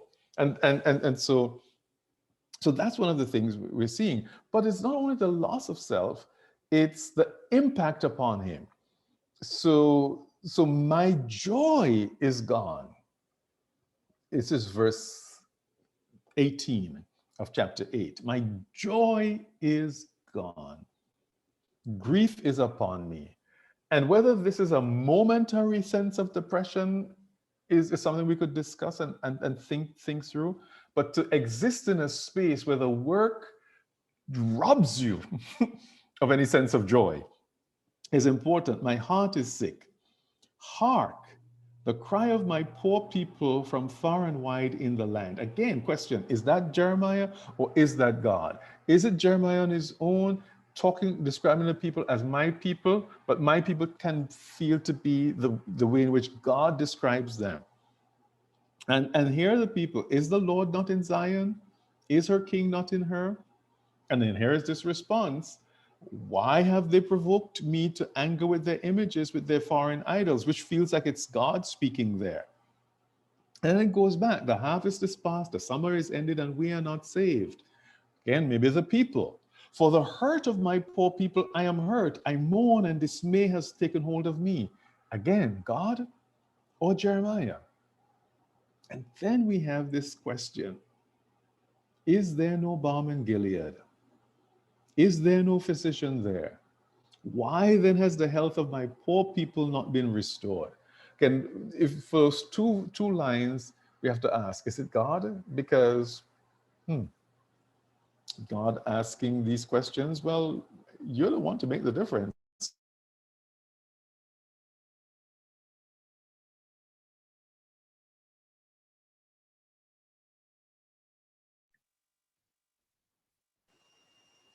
Is he frozen? For me. For me too. Yes, for me too. Okay. Just wait a minute. There he is. We lost you for just a second there. Right, just a second. Okay, so you heard most of what I said. Couple seconds. Okay, right. I'm back. My internet thing sent out a survey the other day asking about performance, and I said no. So why did you give me 7 for this answer, for this question? Because it drops sometimes. That's why. So please note that. Anyway, I'm glad I'm back. Right. So the point I'm making is, as you go through, you start to see the sense of pain, and even if you want to say, okay, here is the persona of the prophet in it. The words that is expressing is just grief, pain, anguish, all of it. Someone who has to bear these hallmarks of suffering as someone. No, there are the places where we see this happening very, very, very clearly. It's in what's called the Lamentations in Jeremiah. And there are like 5 or 6 of these different poems where this is occurring throughout the book. And if I think Kathy was the one who asked earlier, and I made a point about Jeremiah, there's no diplomacy in this book. There's no diplomacy of I'm going to respect the opinion of the other person. the mentoring quality of the book is not what we would expect either. Because what we have in the Lamentations is Jeremiah basically saying to God, the work is hard. The work is hard. I am suffering. I'm in pain. And God basically saying, yeah, you're a wuss. Go back out there. Just keep going. Just keep doing it. Keep doing it until you get it. Keep at it. Keep at it. And of course, again, like I said, that's kind of tied up in some very, very bad expressions of masculinity, where there is a little sensitivity. Over and over again, it's this what we see is someone trying to preserve the self that has been turned over in vocation to the will of God, and the self now that has to figure out how to survive in a very demanding period, performing a very demanding job. So chapter 20 and verses 7 to 12 is one of those laments that I like to, okay, let me go back to the share screen. It's one of those laments that I like to focus on, because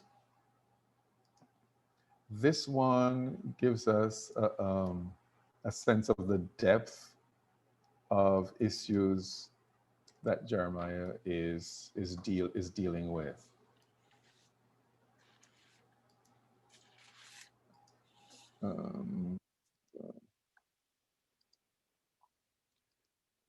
So you could see where it starts off with this idea, this accusation. God, you have enticed me, and I was enticed. The interpretation of that verb is interesting, because there are some scholars who argue that it is more than just enticement, but it is sexual manipulation, and of a very violent sort. So some would even argue you have overcome me and overpowered me almost in the form of a rapist. Is the way some want to think of it, because, and that in a sense to make the point that that what Jeremiah is indicating is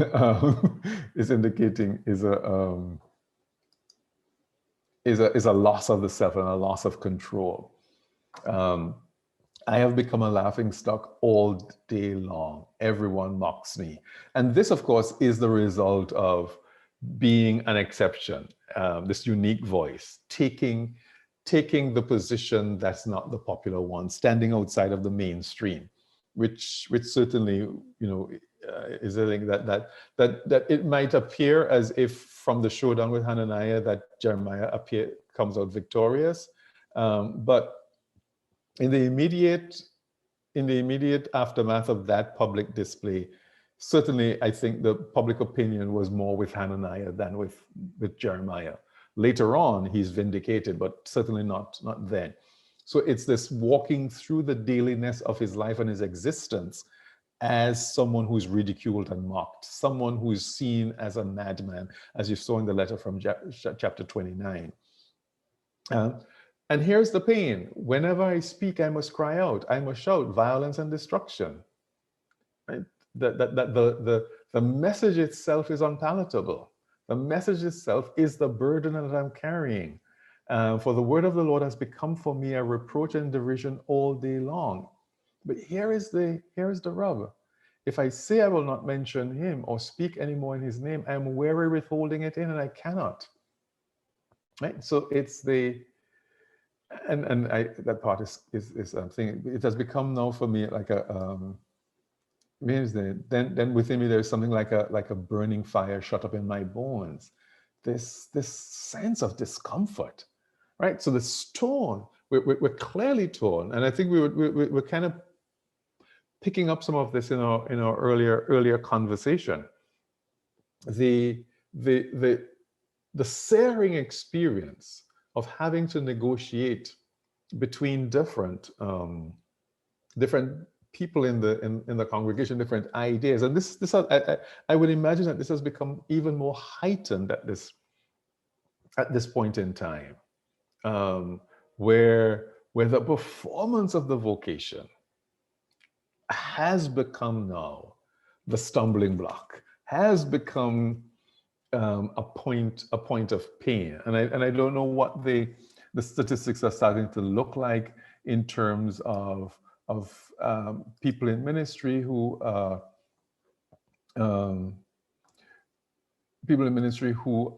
burnt out versus the ones who are like, you know what, I can't perform it. I was never trained to be a pastor or someone in ministry in these moments, therefore I'm going to drop out.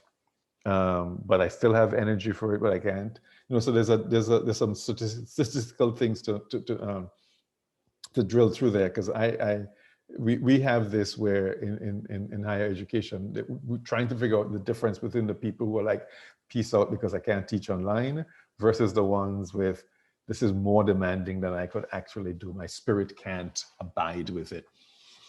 So that's the set of issues that Jeremiah is raising here in chapter 20, that the passion for the work is undoing, because to execute it in the way that is required with authenticity and with sincerity is to run into these stumbling blocks.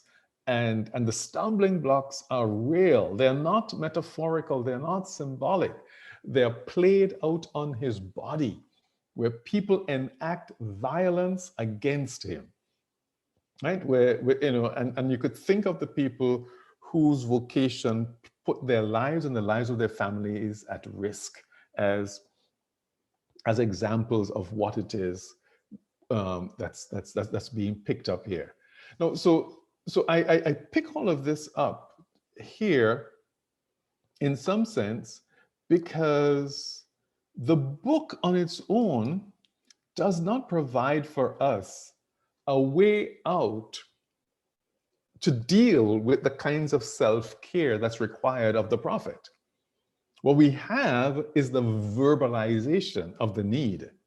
And there is the searing encounter of, let's get into this space where we hear from the prophet articulating and talking through how the self is impacted by that construction.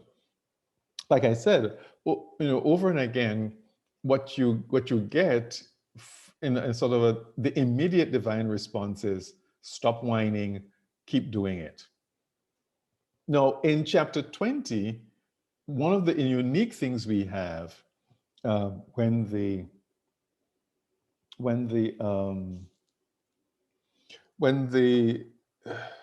the issues get to a fever pitch, because they do, in the middle of all of it, I stopped sharing, and let me go back. In the middle of all of it is this word, right? At best, we could conclude one of the sort of opportunities for self-care is to find and occupy spaces of praise and moments of praise. Now, if I would show you, because this is not perfect, because, oh, come on, please. There we go. Here's the flow of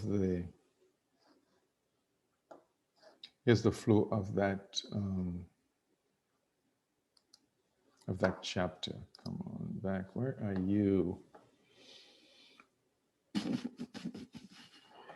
My goodness, I'm losing my screen. Yeah. Here we go. Yeah.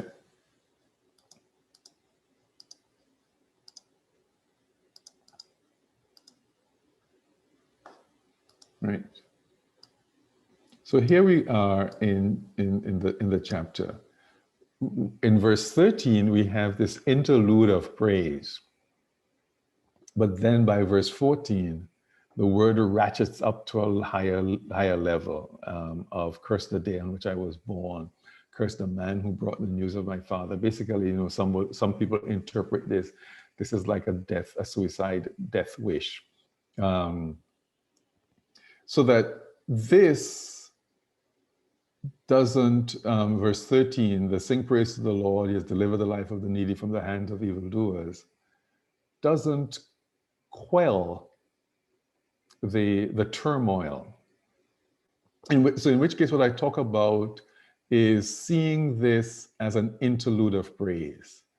That the prophets kind of still went back into the fray, went back still broken and bruised, is a way of showing how some of these moments are helpful, but ultimately not that helpful. So at best, what they do is to bandage your wounds, to keep you at it, to keep you constantly working, but it doesn't bring you the kind of healing and wholeness that's required. Now, I'm not going to say that the book of Jeremiah should be seen as a prescription for the crises, the internal crises that one faces in vocation, because there are ways in which the book is inadequate to do that. At best, I'm going to say it does generate for us the necessity of saying we have to attend to the self that is available to perform this vocation. Because the book of Jeremiah, the individual, his fate in the end is not a very happy story. So in the aftermath of the second siege and invasion by the Babylonians, there are a number of people who were left behind. And we will see this in chapter 41 and 42. And they're faced with this decision, what to do, because they're fearing reprisals from the Babylonians because of an insurrection. And this insurrection killed the governor that the Babylonians appointed in Jerusalem. And so they're like, we can't stay because the Babylonians are going to come. And there are others, let's stay. And they asked Jeremiah to help them make the decision. And he said to them, stay. But then they said, no, we're going. And they kidnap him and take them with him against his will. And there he ends up in Egypt with them, being in a place that he didn't want to be in. Again, this reality of surrendering the will to the vocation, and it takes you into places where you may not have thought that you wanted to go. And at the same time, it's also the question of, is this the place where I thrive? Is this the place where I can perform the vocation? Is this the, so it's those tensions that I think more than ever this book exposes and raises. Doesn't solve, doesn't say here's the way you attend to it, but just puts it in our face and asks us, okay, now that we live and we are moving in these types of situations where it's very demanding times, and we have to be on our A game, what do we do with ourselves? And how do we come to terms with the vocation that is making now these very, very heavy demands on us? And I want to say that question I'm asking is definitely a question that a lot of people are struggling with in several forms. So you could imagine how this is the question for people who are involved in the healthcare industry, where is, do I serve or do I protect the self?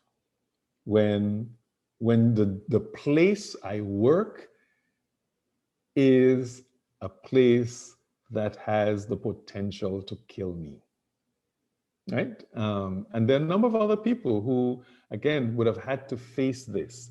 Can I perform this public facing task when being in the public puts me at a higher risk?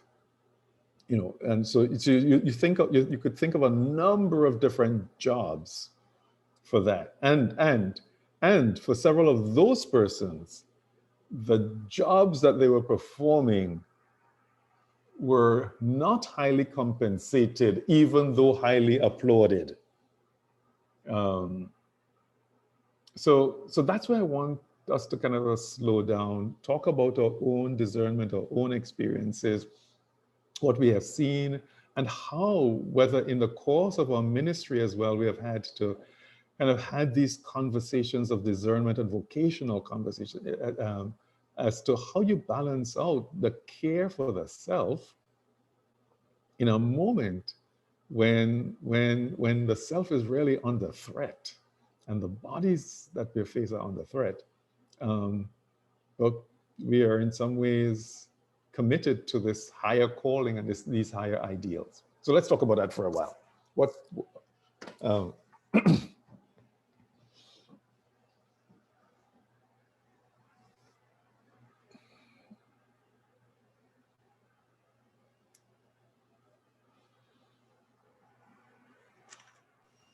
I think that plays well into the idea of like the body of Christ and vocation and call, and about how people live that out in different ways and careers, but the call is the same. And like different crises will put different burdens and will ask this question in different ways for different vocations. Yeah. So the whole body is is in some sense under threat. The arms, the legs. If you use the Pauline imagery, the body of right. This is the body of Christ that has to face those realities.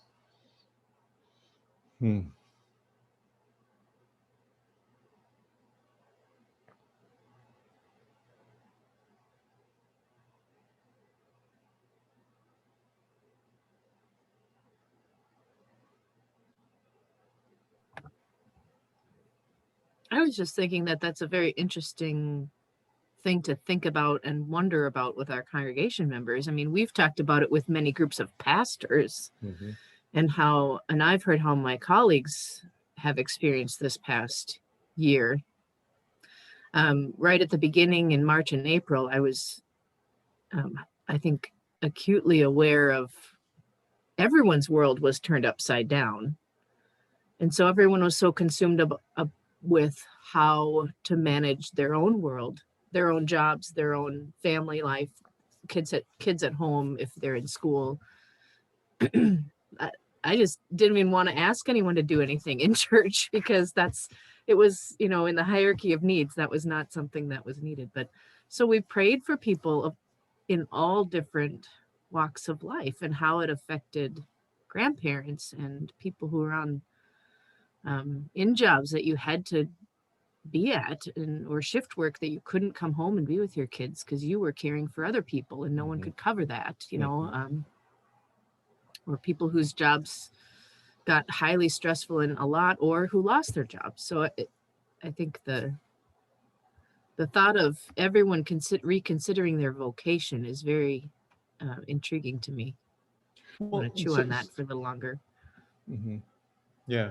So Amy, you made a point which strikes me is a lot of, and certainly maybe within the church you could have that conversation, but even in public spaces we didn't have the conversation of the interconnectedness. So like here in Chicago for the last 2 weeks is this raging debate about opening schools, and the way the conversation has gone. In some ways, you have a significant and noticeable level of condescension towards teachers. This is what you're supposed to do. You go do it, without a a kind of a recruitment of parents to make that demand, right? But the space is we are in a kind of a thing together. Yes, the parents want the teachers to teach, but the teachers also want this, and they want, and this group wants that, and the public discourse is not so much about the interconnection, that we'll have to find a way to do it. But everybody is kind of working from their own thing. It's the parents who are throwing up their hands and said, I can't teach the children. I'm not a teacher. Let them go. And the way it comes across is, you do this because you are serving me. And it's like a sense of entitlement. Is there a way for us now to shift the conversation from my entitlement, recognizing that all of us in this interconnected world and in this body are doing it? Like I said, I mean, you could look at a whole lot of stuff, and I didn't spend time looking at the Super Bowl things last night, but this sense of, oh, let's honor these people who have been serving and so on, and the NFL has been one of the biggest culprits in not being a responsible actor in terms of handling the virus and the pandemic. Their policies have put a lot more people at risk. But window dressing, let's bring these people up front and give them a moment in the sun. Let's give them these free tickets to a stadium that was going to be empty anyway, right? All of these wonderful things. But what is not taking place is, how do we understand ourselves as an interconnected body where we're dependent upon each other, so that my service, my vocation to serve other people is then not undervalued, misused, and becomes a source of oppression and death, because somebody else just thinks, well, I need to watch a football game, right? And then it's not as if that's not a need, but how do you balance your need in relation to the other people? So I think we're missing a moment of how we really can talk some more, come to appreciate a number of people. So yeah, I would encourage you, have those conversations in your church. Open it up and see what happens. It's going to be hard, right? Because I remember going to a school board meeting, and well, people weren't saying this. We had as parents, we had to write the comments, and someone read the comments in the meeting, and basically there was some parent who was saying to the teachers, you are essential workers like the grocery store people. And because there are some parents for whom teachers are just the babysitters for their children. Well, and these aren't the parents who can't afford to pay babysitters. These are the ones who can, who would say stuff like that. Go ahead, Nikolai. I was just going to say that, we do our own part in dehumanizing each other, like in the work that we do. And like you're talking about how sometimes we sacrifice the self for the vocation. And sometimes I think, particularly in this commercialized society, we're sacrificing the selves of others so that we can be served. Yeah, you want to say some more about that? What are the ways you're seeing that happening? Well, I mean, like seeing people as their profession, right? seeing people as people. which is Yeah. something that CGP is trying to fight against too, right? Mhm. You know, seeing this group of leaders as someone, you know, who deserves some sort of self-care and like support system as a person rather than as an extension of church leadership. Right, right. Yeah, yeah. How many times, I mean, I've been, I don't know when I started to be alert to it, where you meet someone and either the second or the third question is, what do you do? So that, and you could, I mean, and I think people are not necessarily mean at doing it, but it's a way in which I think you said the kind of a way we have learned how to value individuals. You kind of hear the question as, okay, I'm going to make a decision as to whether you are a worthy person to get to know or not, based upon, oh wow, and interests start to form based upon work or not, or not. So it's this, am I the job that I do? And in many ways, I think, we self-present. I am the work I do. So call, I know all of me is tied up in this role that I perform. And sometimes we lead with that, and sometimes people are, I think, but yeah, that's so I've been trying to be very conscious of meeting people and not asking too early, what's your work? In my first call, I would drive an hour one way just to go to a book club where no one knew I was a pastor. An hour. Yes. Well, thankfully, we are on planes a whole lot less. Those are the questions the person who sit next to you on a flight tends to ask, and it's like, oh. And I know both of us in ministerial roles is like we have to have some kind of a code of where we don't lie, but we don't say exactly what it is we do. I'm an event organizer for a local nonprofit. Yeah. It's interesting. We just, so Continuous Growth Pathway just hosted a week and a half ago a retirement retreat.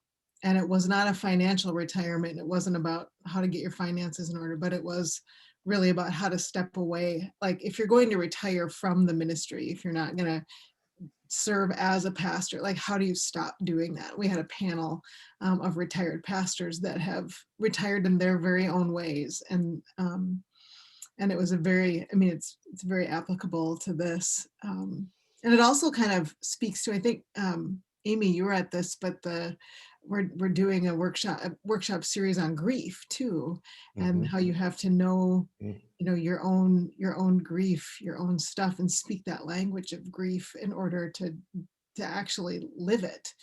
So I think this is all tied up together. Yeah.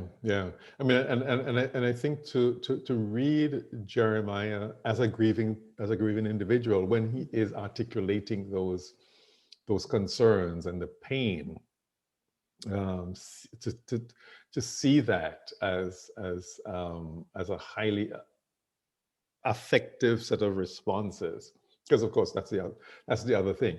I mean, we were talking earlier about anger. That's the other thing that some of our piety teaches us, to moderate emotions, even the good ones.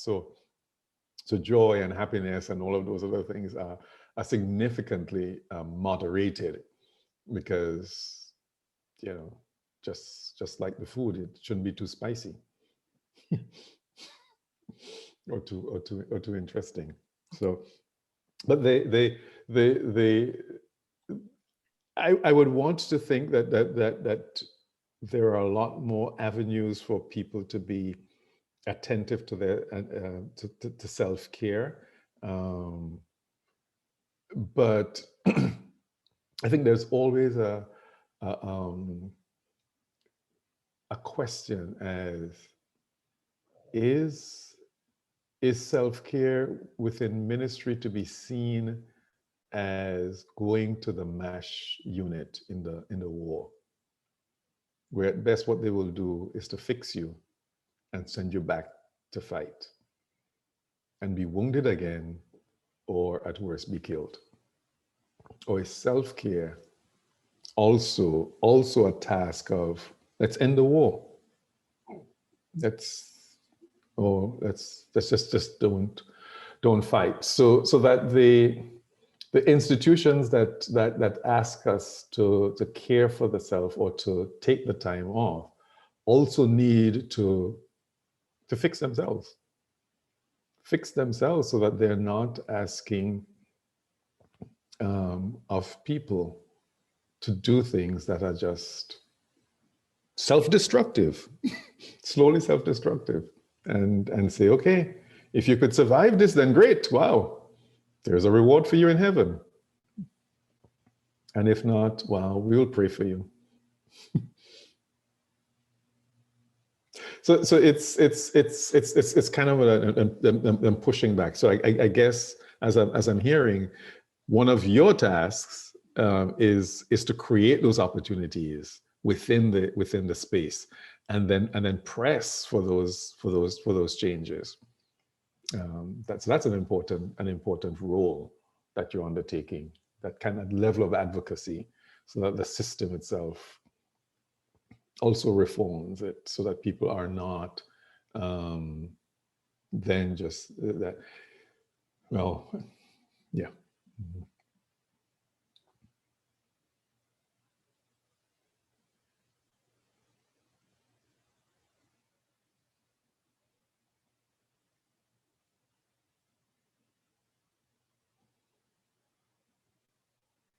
So when do we say enough? And when do we admit I can no longer go on? And do it in a way that it's heard and honored. You know, the thing about ministerial vocation is you get the impression you got to ride this out until the end, and if you don't, and how do we remove the stigma from the people who are saying, without saying to them, you know what, this wasn't for you in the very first place. But how do we build into our own continuous discernment of vocation the capacity to know when to walk away, and to walk away with honor and dignity?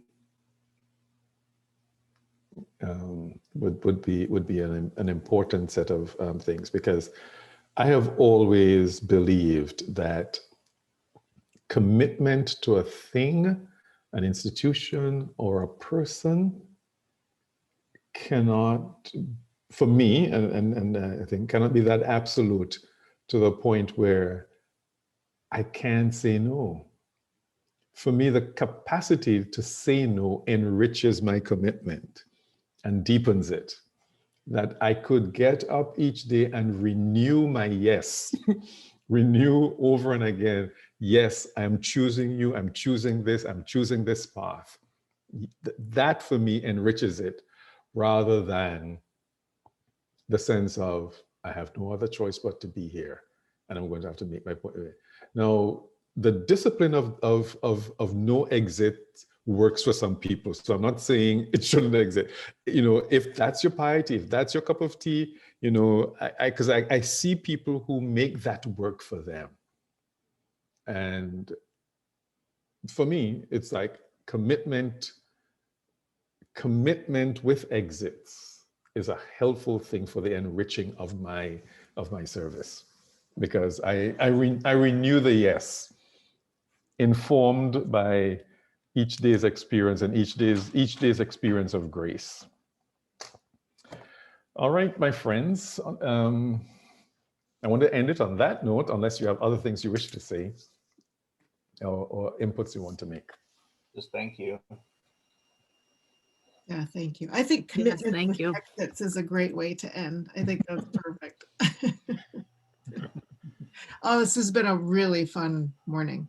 Yeah, well, thank you for indulging me and giving me a chance to visit some of these things And getting back to the book of Jeremiah, this is always great. Well, good. I can tell it means something to you. So thank you. Well, I wish you all the best in the work that you're doing. Thanks. Health and so on.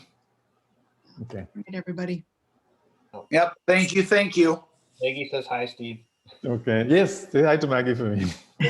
Right. Bye.